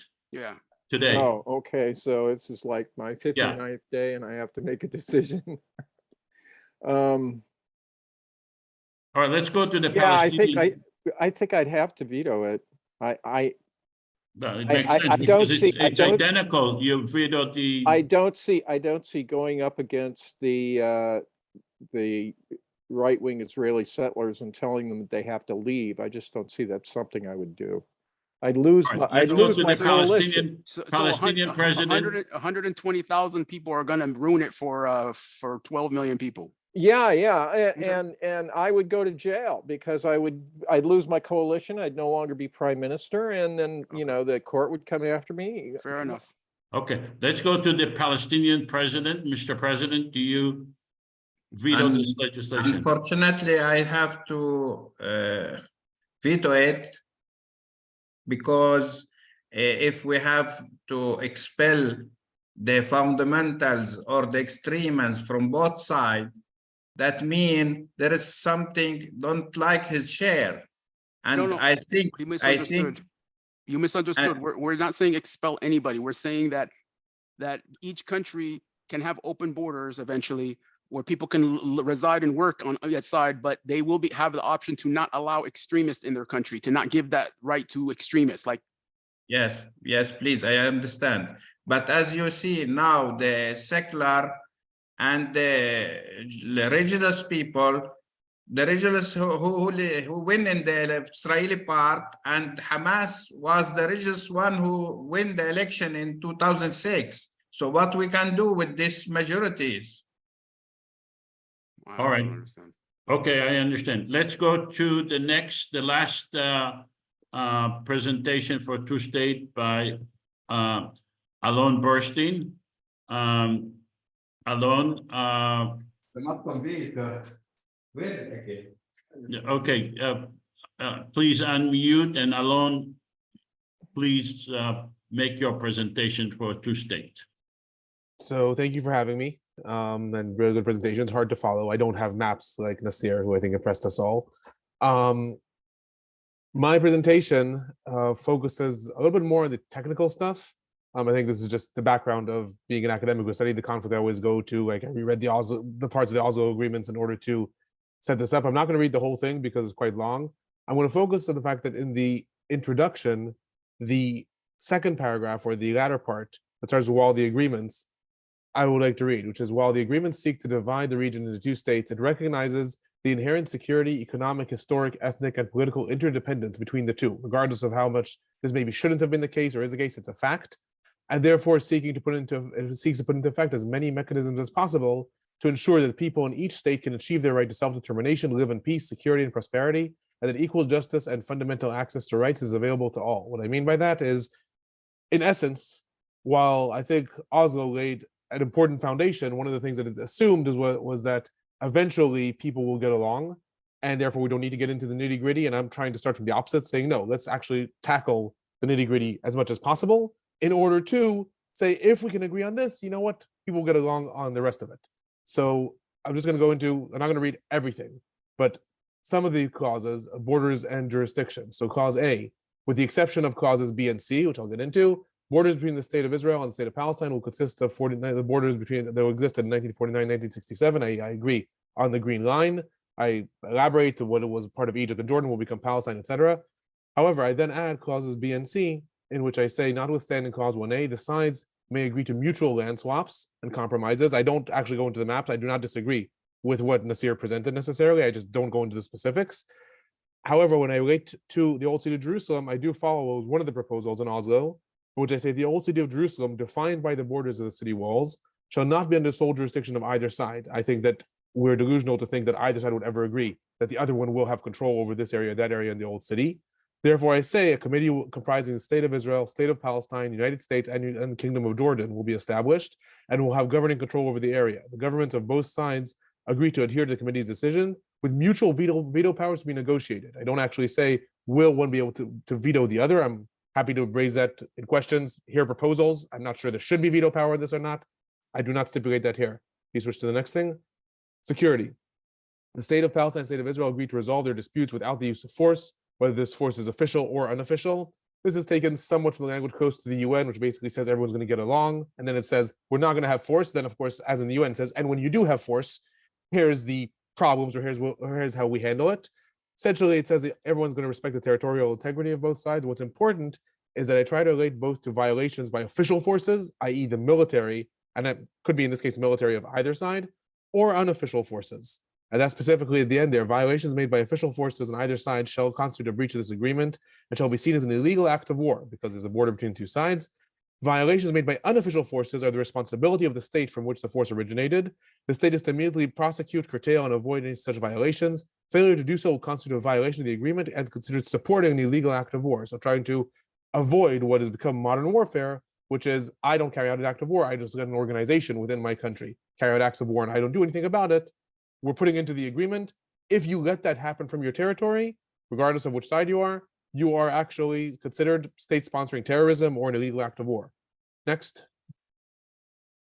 Economics, again, recognizing that the two sides are completely interdependent. While each side may develop its own economic policy, international deals, treaties, aspirations, committees will be formed with representatives of either side to ensure transition periods, the state of Palestine, and develop its own economic policy, as well as to lay down future agreements with relation to national and international taxation, imports and exports, shared economic zones, and possibilities for work permits and visas between the two countries. Again, recognizing that to say both countries are just going to separate, maybe it's an aspiration, but if we will decide on it today, prior to the war, right now Israel's not supplying electricity to Gaza.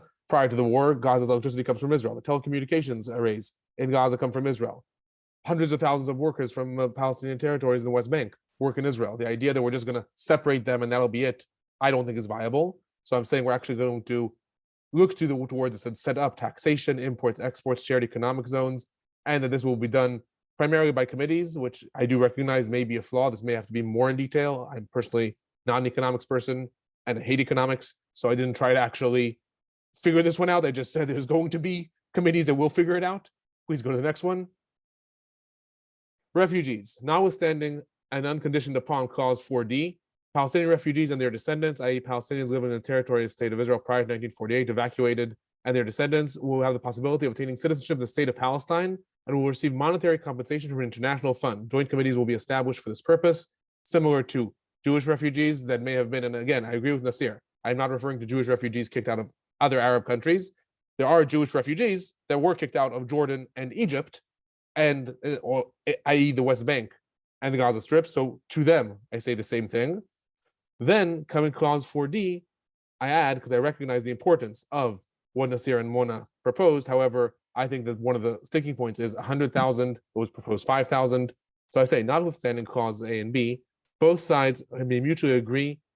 Both sides mutually agree to allow refugees and their descendants the right of return to their country in a manner with which the state feels would not endanger their self-determination characteristics. But I add, because again, I don't think that we could get over veto powers without this. This clause is optional and may be worked out between the sides, and a refusal to agree to any agreement, agree to any such agreement, does not constitute a violation of this agreement. In other words, I put in 4D as an option. However, if you don't adhere to it, that is not a violation. Please go on. This relates to one of the questions that was asked about past grievances, and here I try to adopt the South African model. I say, in the interest of building mutual prosperous future that overcomes conflict between the sides, both sides agree to not pursue legal, forcible, or any other actions against citizens of the other country due to crimes committed prior to the agreement. While I recognize, I believe it was Olivia that said, will settlers get away with the violence they did? Honestly, I would be more worried that Israel would try to continuously assassinate the leaders of Hamas or someone on the other side. So I'm saying you will not pursue legal, forcible, or anything. Yes, as Naseer said, in this case, crime pays, unfortunately. We're going to let the sides scale down. That's all DDR, all demilitarization tactics always say you just have to forgive the past. I stipulate the Palestinian prisoners held in Israel, and I specify what that means. Palestinians tried and convicted in Israeli military courts will be released. I will have the opportunity to take up residency in the state of Palestine. Again, while that's a tough pill for Israel possibly to swallow, that's part of saying the past crimes that were part of this conflict are being erased. That includes if you were arrested and tried for a crime. Same way if we're saying if you weren't arrested yet, we're not going to pursue you. If you were arrested, that doesn't matter. And similarly, Israeli hostages held by Palestinian organizations, because I said I wrote this right now, will be released and will have the opportunity to take up residency in the state of Israel. Next, please. Can you give me the next slide? Joseph?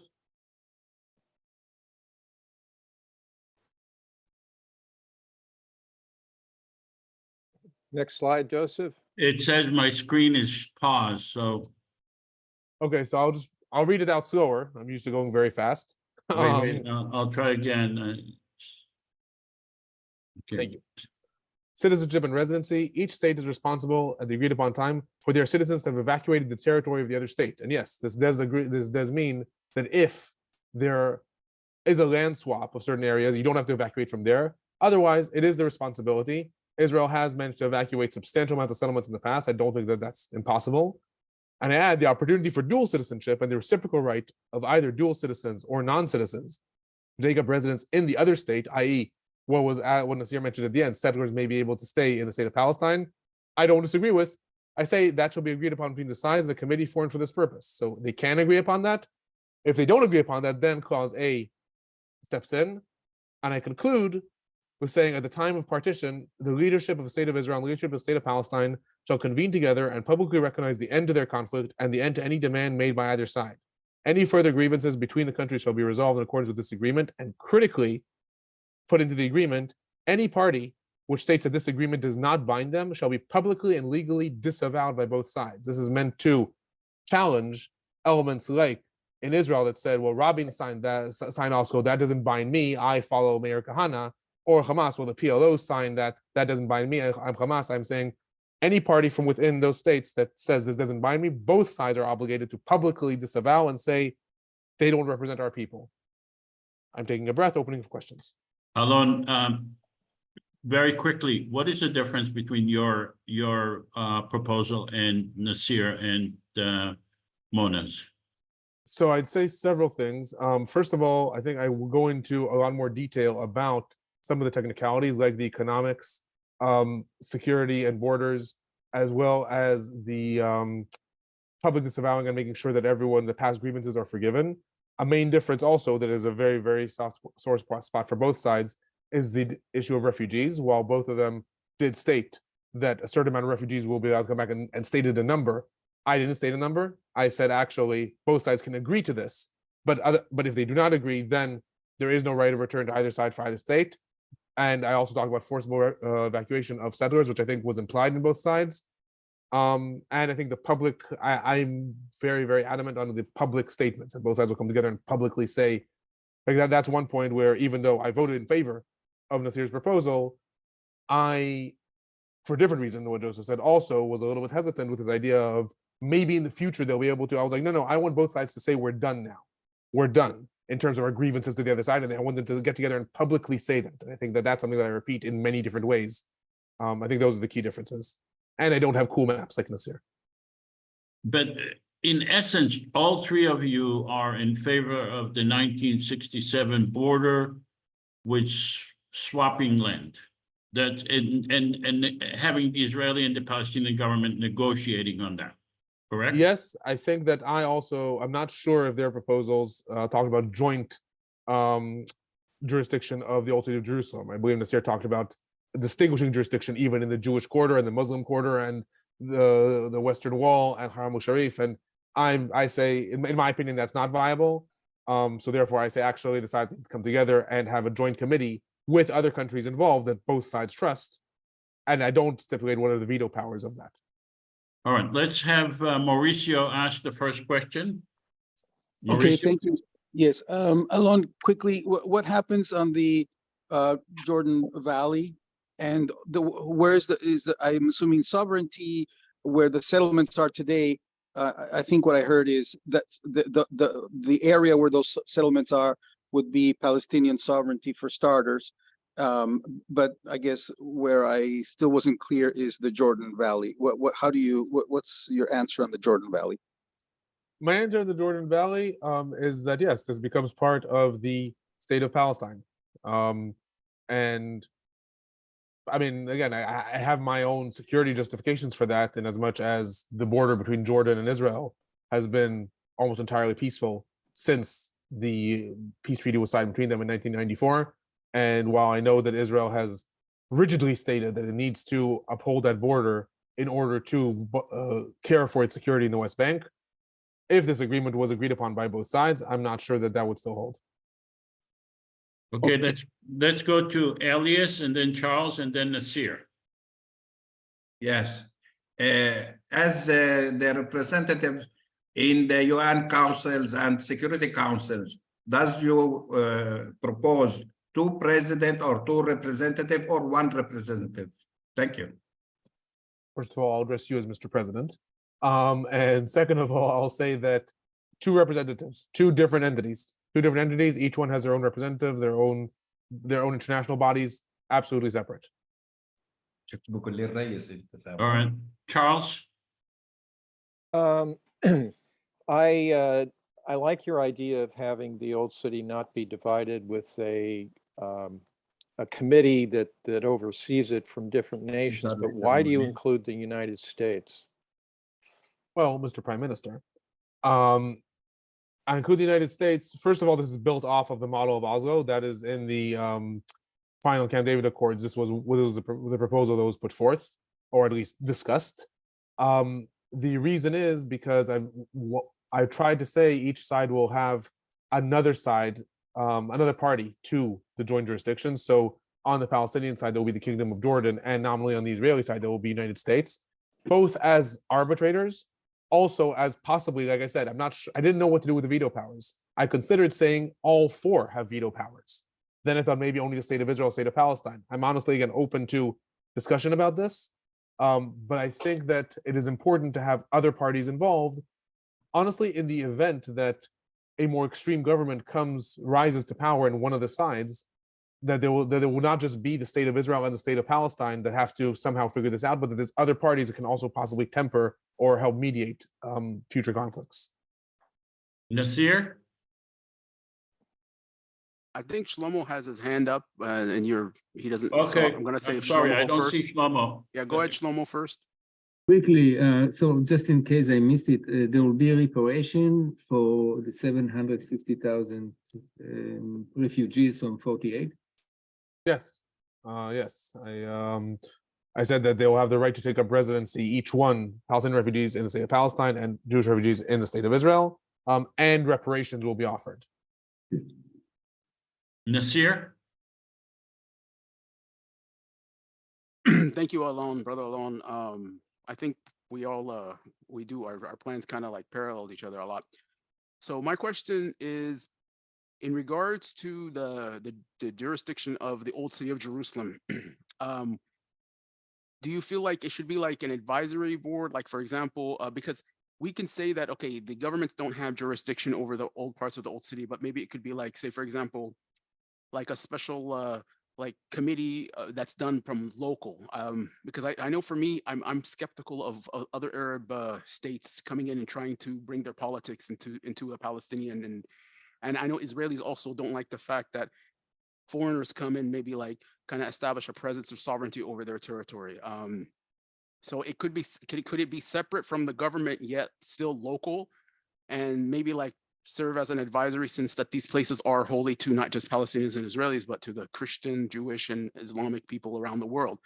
And the other thing is, one thing that our plan, all three of us, I think that we could have maybe incorporated more was the international support for such a plan. And I think that I can confidently say that each one of these plans would not only bring about a peaceful solution between Israelis and Palestinians, but for example, it follows the lines of the Arab Initiative, the peace initiative that was made in 2002 by King Abdullah in Beirut.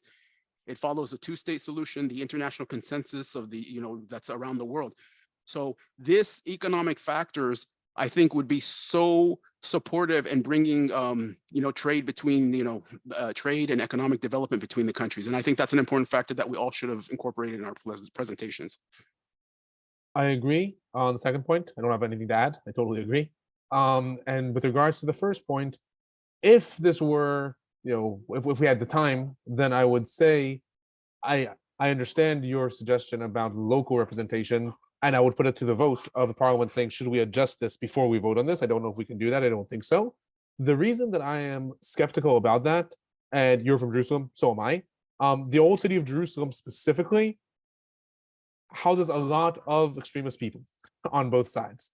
And this is due to a lot of reasons, some of them religious, some of them historic, some of them whatever. And I would be quite hesitant because if we're saying local people, we're talking about those residing within the walls of the old city.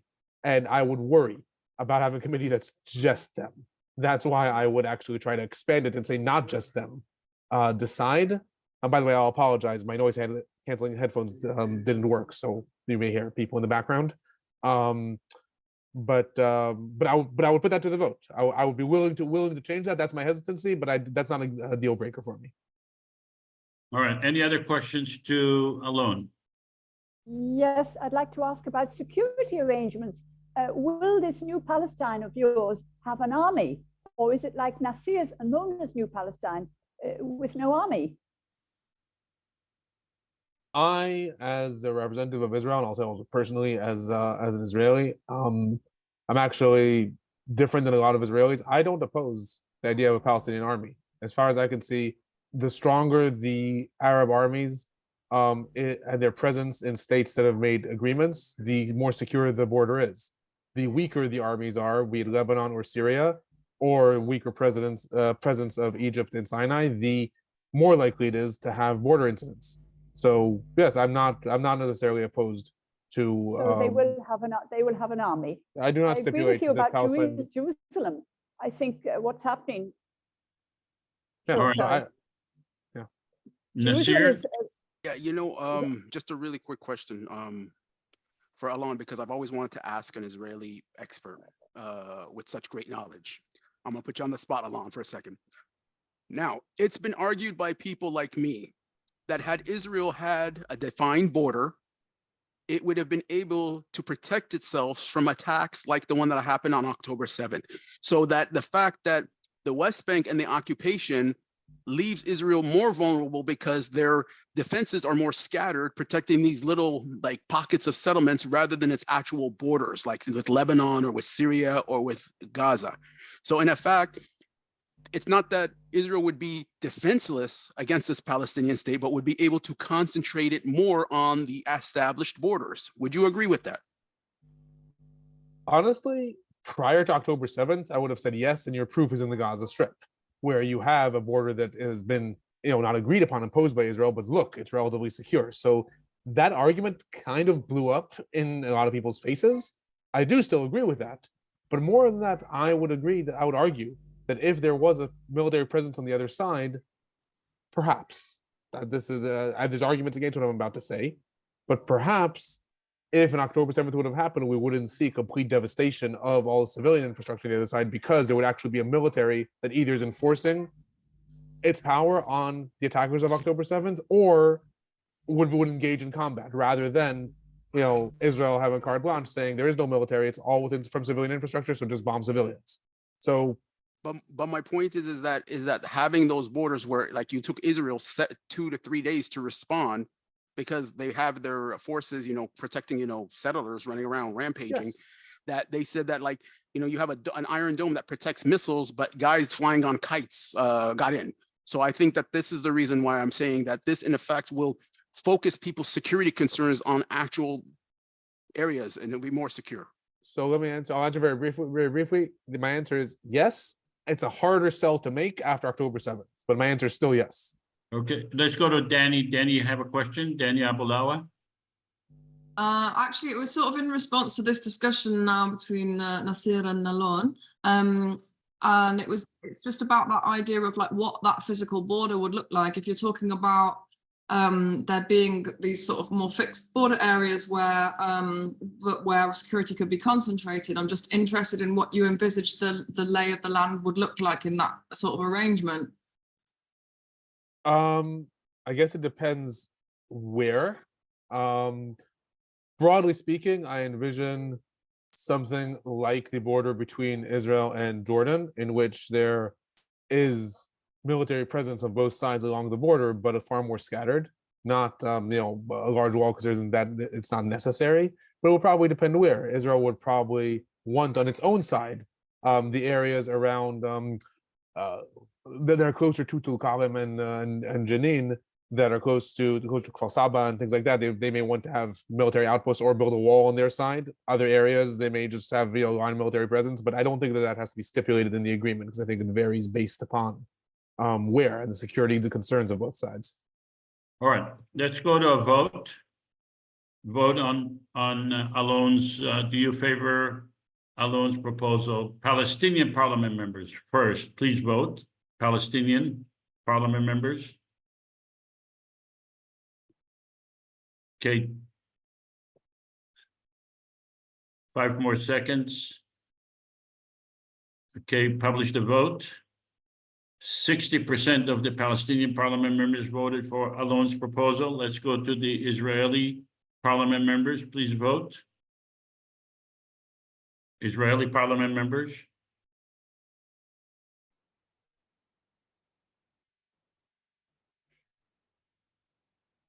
Is the vote going on? I don't see it, but Yeah, it's up. It's up. okay.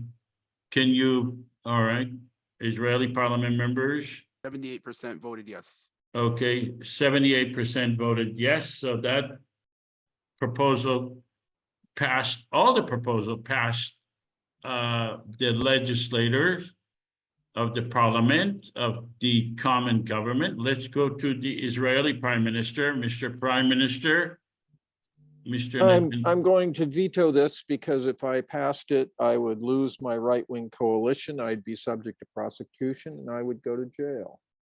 Okay. But that's really a very... Okay, even denying the personal thing, if you look at the Israeli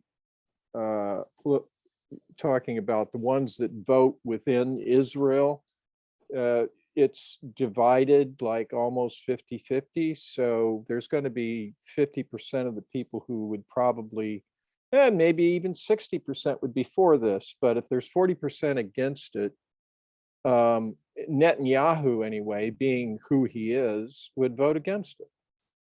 So okay, you asked me to be Netanyahu. That's Mr. Prime Minister, I am the president.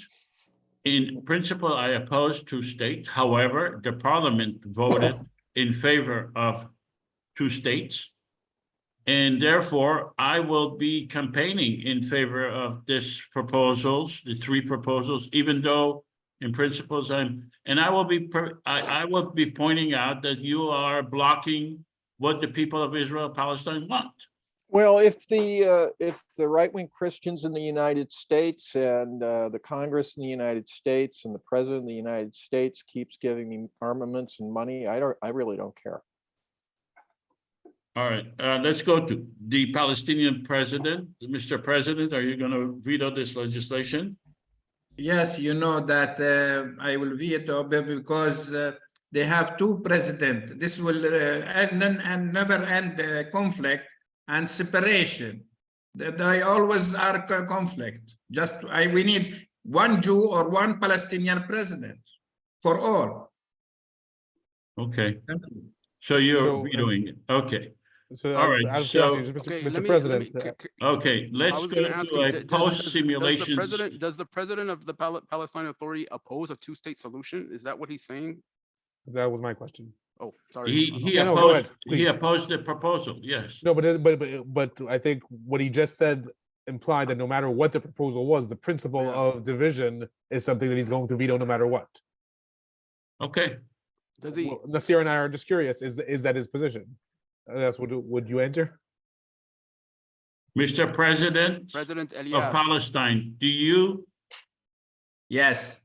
oppose any separation? Yes. No, are you taking the position that you're against a two-state solution? We have to compromise between 1, 2, 3 state solutions.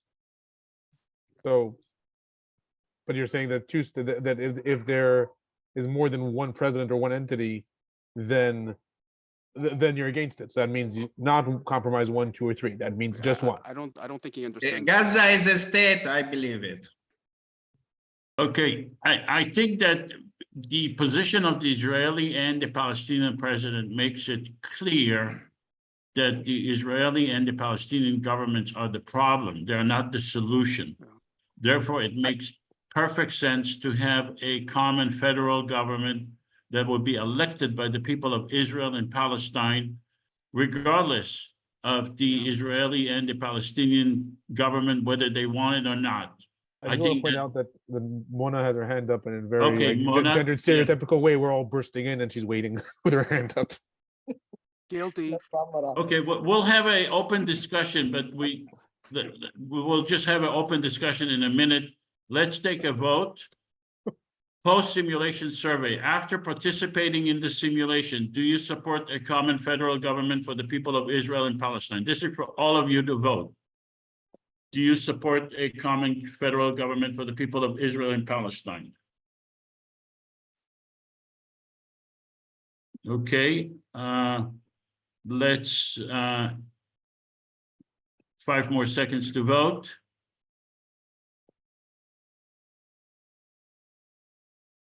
Okay, and the polling, share the result. 92% voted in favor of a common government. We started with 91%, so it went up 1%, and 8% against it. So, I think that a common government, federal government, can bring peace. It's really the only way, in my opinion, to make peace. It should be given an opportunity. We could have online elections. It is feasible, and it can be held securely. Want to remind you that 1 week of the war between Israel and Hamas is $3 billion a week. This common government could be created with $100 million. The Israeli and the Palestinian governments are not really legitimate government because they are not elected by the people of Israel and Palestine, even though they claim to control parts of the entire area, but they are not really elected by the people of Israel and Palestine. And the way to make peace is to create a democracy for the entire people of Israel and Palestine. $100 million could make that. We can also buy a Van Gogh or a Boeing 747 or a mansion in Los Angeles for $100 million. This is how cheap it will be to create a common government. So I'm going to stop sharing and let's go to a Shlomo, then Samir. I'm sorry, Mona, Shlomo, Samir, and Mauricio. Naseer. Mona, Shlomo, Samir, and Mauricio. I don't see Naseer. Oh, Naseer. Okay, sorry. For some reason, yeah, okay. Let's go with Shlomo. Oh, so just quickly, I don't see discrepancy necessarily. First of all the 3 proposals are similar and they're all good. And the IPC is good too. It's not doesn't have to be 2-dimensional. It could be 3-dimensional, and we could coexist and actually balance the 2 states and become a council or something that is maybe not exactly government, but something similar to basically represent the total agreement, the best agreement among Palestinians and Jews in the land of Palestine originally. Oh, yeah, okay. So Mona, and then, no, let's give Samir. Samir hasn't had an opportunity to speak. Let's give him the opportunity. Hi, Samir. Hi, everybody. Hi, everybody. Yes, I just want to tell you briefly about my story with the 2-state solution. And that goes back to 1986, when I was the regional director of the American Arab Anti-Discrimination Committee, the ADC. And at that time, I was for 2-state solution. And the official stand of the ADC was also for 2-state solution. And anyway, I had the opportunity when I was in Los Angeles to meet with General Khalil. And he was at that time, a General Khalil. So at the time, I hesitated to meet with him. And then I said, what the heck, let us meet with him. So I invited him to my home. Do you mean Mati Pered? Yes, the general. Not Miko. Okay. No, Miko is the son. Miko is the son. I'm talking about the general himself. before he died, because he died later in 1995. So I met with him in Who is the general? 1986. Who is the general? It was Peled, Matty Pellet. Matty the Pellet, father the of general. Miko. Yeah. Oh, okay. Miko The son Pellet's of Miko. father. Yes. Miko Okay. Pellet's father. Yeah. Yes, yes. So I met with him and I invited him to my home and we talked about, okay, what do you propose? And he proposed at that time two-state solution. And he said, we want to make peace with the Palestinians and end that conflict. And I answered him at that time, just simply, you cannot make two-state solution without recognizing the Palestinian people and their PLO representative. I mean, that's number one. And when he heard me saying that, he said, well, that's difficult. I don't think that is going to be that easy. And I said, well, then work on it. And he said he will work on it. And then a year passed, 1987, and I pursued the two-state solution. So I formed a coalition with 5 different organizations, with Yossi Khan. He represented at that time a New Jewish Agenda. I represented the ADC, and then we had the Palestine Aid Society, and we had the American Service Committee, and we have the International Women Organization. Anyway, 5 organizations, and we called for two-state solution, and we had a big rally in Westwood at that time, and we invited big speakers like Dr. Naseer Aruri and Casey Kasem was, and Rabbi Leonard Bierman, big speakers, and we had maybe more than 5,000 people at that time, and it was really good. So in any way, we pursued that. Meanwhile, Dan Bustani also started the Cousins Club, and I also was with him participating in the Cousins Club, and we met with,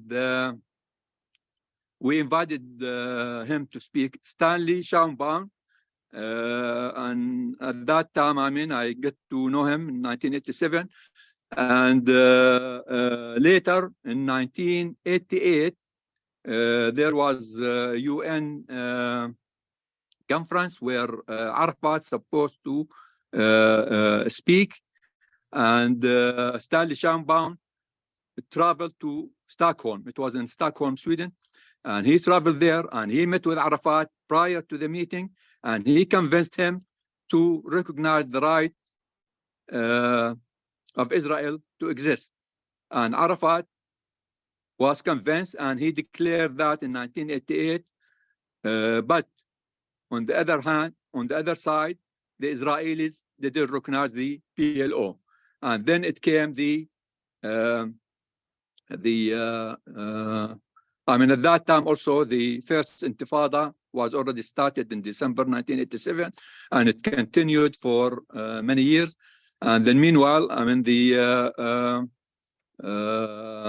Kuwait and Iraq invaded Kuwait at that time, and then we had the Gulf War, and the Gulf War that gave the United States the leverage to ask the Israeli government to participate in international peace conference, and it did happen after the war, and that was in 1982 in Madrid, International Peace Conference, where it was attended by most of the Arab countries and the Palestinian and the Israeli Prime Minister at that time, Ishaq Shamir, and then on the Palestinian side, Dr. Hanan Ashrawi, Dr. Haidar Abd Shafi, and it was participated by also W. Bush H plus Gorbachev, and it was big thing, and things were going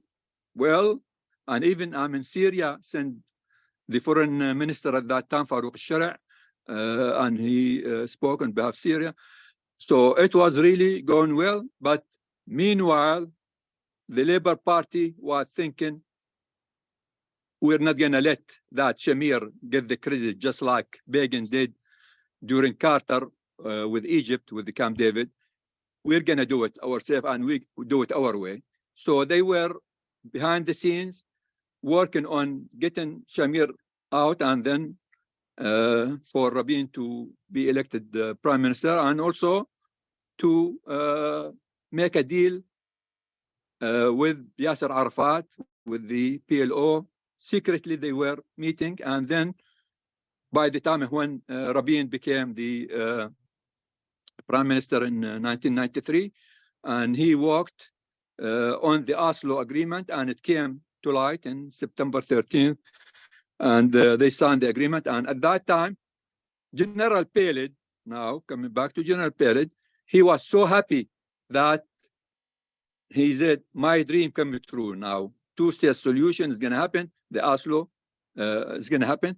And then about 2 years later, that means, or not even 2 years, maybe less than 2 years, in February 1995, one day, General Peled came back home to tell his family that, I'm sorry, Rabin does not want peace. And then the next month, in March 1995, General Peled died. And then 8 months later, Ishaq Rabin was assassinated. And that was the end of the Oslo Accords. So thinking that why it failed, I mean, it is very obvious why it failed, because there was no UN auspices. It was between the two parties, Arafat and Rabin. And then, of course, I mean, either one back out then or dies or whatever, it will be the end of the accord. So anyway, that passed now, and came later in 2000, Uhud Barak. Uhud Barak did not learn from the Oslo Accord why it failed. He thought he's smarter than Rabin, and he will do it with Arafat. And in the summit, the Camp David summit, with Clinton and Yasser Arafat, and they discussed the issues, but actually they kept talking and talking and talking. And by the time that the first week of January 2001, where, I mean, supposedly Bush already won the election, and then with Clinton, at that point, I mean, the first week, both of them, they agreed. Yasser Arafat, on behalf of the Palestinians, they agreed to, they discussed the four main issues, which is the border, Jerusalem, settlements, and refugees.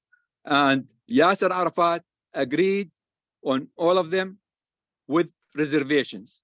And also on the other side, Uhud Barak agreed on everything with reservations. And that was the first week of January 2001. And then 3 weeks later, Clinton was gone. Some of us have to leave real soon, so you got to wrap All this right, up. let's go. Yes. I'm coming. I'm wrapping up. Yeah, because we're gonna lose Alon and me. So please. Yeah. Before, so in any way that ended with nothing. After, I mean, Clinton is gone. Bush, when he came, he did not build on it. He did not follow up. And then, of course, Sharon came, and then everything, I mean, is gone now. Meanwhile, I mean, if we look back, Samir, we look back in the last, we need to give it to yes. someone else. Just let me finish that with that. Just finish your. In the last 30 years, in the last 30 years, what happened? They just, Israel built more settlements and increased the settlers from 250,000 in 1993. Now it is 750,000 settlers. So for Israel, I mean, the two-state solution was just a game they played with for the last 30 years, and nothing came out of it. And now, I mean, we're bringing now the IPC. The IPC, also, in my opinion, this is just another game for Israel to abuse and play with for the next 30 years and build more settlements and more settlers. So I don't go with that, and I don't go to a solution, neither the IPC. I go with one democratic, secular state, and that is the only and the best solution. And why it is the best? Because it does not require to negotiate, does not require negotiation, does not require transfer of anybody, and it will, number 3, it will accept all refugees. End of the story, end of conflict. Thank you very much. Thank you. Mona. Thank you, Joseph. I just wanted to leave two comments. One is regarding the president of Palestine, who was performing that role during the simulation. I think had he been representing the views of President Abbas, there would have been no veto on any of the 3 proposals. President Abbas, for all of his defects and flaws, and I maintain he no longer represents, would have stood by the Palestinian Authority's commitment to the 2-state solution, as he has done time and time again, despite all of the odds. But on the same line, the Prime Minister of Israel was a soft version of Netanyahu when he was probably 10 years old. In other words, Netanyahu now would not have even considered these proposals, in my opinion. Netanyahu would have vetoed them, and I think the Prime Minister acting as Netanyahu voted in accordance with Netanyahu's actual intentions. However, I'm surprised by you, Joseph, because I believe your IPC constitution is based on the existence of 2 states. Israel and Palestine. It's not. Allow me to make my comment and feel free to respond as you have with the other speakers. I apologize. No need to apologize. You have my full respect. But you have not only recognized Israel and Palestine as states, you've given them a veto over the results and resolutions of the Confederation. So again, I mean, it's your prerogative to be for or against the 2-state solution, and you're very generous in allowing us to make 3 proposals in favor of the 2-state solution. But I believe the IPC constitution recognizes the 2 states, and you may not agree that they're, when I share your utter dismay with how they have carried themselves and how they have actually impeded the interest of their respective peoples. I don't think Israel acts in the interest of the Israeli people, and I don't think either the Palestinian Authority or Hamas have acted in the interest of the Palestinian people. So we share our disdain for both governments. However, your constitution recognizes both governments and even goes as far as giving them each a veto. So I'm just surprised by your No. It recognizes the governments.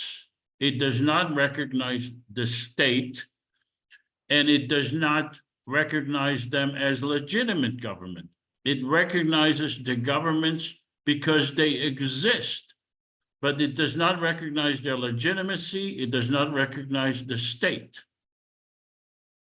Okay, I see your distinction. I'm not sure that one can distinguish between a state and its government. I think. Okay, let me explain it to you. Let me explain it to you. You walk down the street, and a person shows up with a gun and orders you to give him your wallet. Okay, you recognize he exists. You recognize his power. You give him your wallet, but you don't recognize his legitimacy.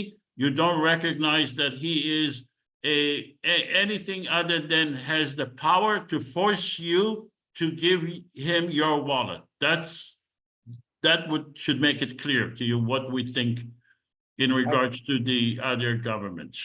I see. Thank you. So, if I may, it could be also like governing authority. Maybe that could be another misunderstanding. But I just wanted to touch base with a few things real quick. The premise with the 2-state solution, and one thing is that land for peace. The word used to be, they used to use it back in the days. They don't use it as much anymore. But land for peace formula is something that's proven to work. It worked between Egypt and Israel. Egypt and Israel had bloody wars. Tens of thousands of people were killed. But ever since they did a land for peace solution, we saw that go away. It's going to be a little bit more complicated, of course, with the Palestinians and the Israelis. The other thing is in the voting, this stimulation actually Naseer, the picture behind you, explain why it's so complicated. Which picture? Behind me? This city? Yeah. This is my neighborhood in Yeah, Jerusalem. that's not the Sinai desert. No, that's not Okay, the Sinai. that's why it's difficult. Okay, sure. But what I'm saying is that that the concept is that is land for peace has worked. So, but anyways, when this simulation kind of like didn't really surprise me because the votes, when it looked you had like about 60%, 70% of people supported the two-state solution.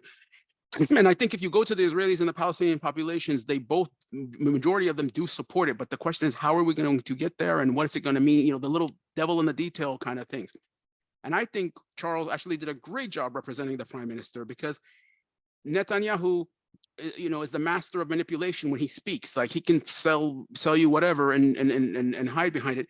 And it kind of tells us that if we're going to rely on an elected Israeli government exclusively, we're going to have a problem. And that's because of the system of government with this coalition, that you have to have a certain, you know, coalitions to hold the government. Because let's be honest, if Netanyahu was to support any of these initiatives, his coalition would collapse like a house of cards.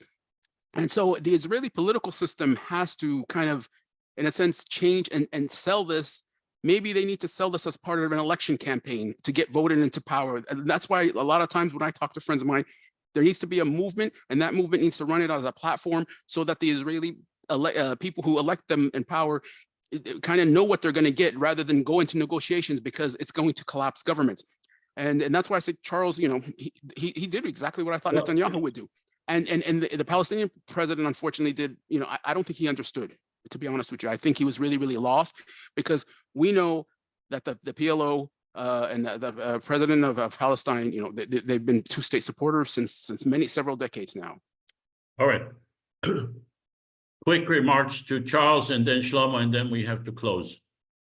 And Sean, I'm sorry. Let's start with Sean, actually. Sean didn't, I think he spoke once. Okay, Sean. Joseph, I want to make this quick, and I just want to tell you my opinion on what I believe, and you could disagree with me or not, or whoever don't want to agree with me. Anyhow, all these proposals by Mona, by Naseer, and Alon, they're great solution.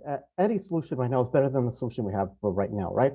But the thing I want to argue about is that they want these 5 things. Like, Palestinian wants these 5 things. They want right of return, fixed border, you know, recognize you know, sovereignty and all that. But the thing is, they want all these 5 things, but I don't think they're going to get all these 5 things in one shot. So my opinion is, why don't they go after one thing, and then after that they'll go after the rest of the thing? Because trying to get the two-state solution, fixed borders, right of return, sovereignty, and independence, and all that, all these 5 things, I don't think these 5 things the Palestinian or the Israeli will accept. So they're going to just turn it down. So it's a big load for them. And they say, and I'm thinking, why not do one thing at a time? Get one thing, get a two-state solution, then go after the other thing, which is right of return and fixed borders and all that, those things first. But in other words, why not do the small step instead of doing the big step? I think that's more better. I don't know, but that's my opinion. So I don't know if you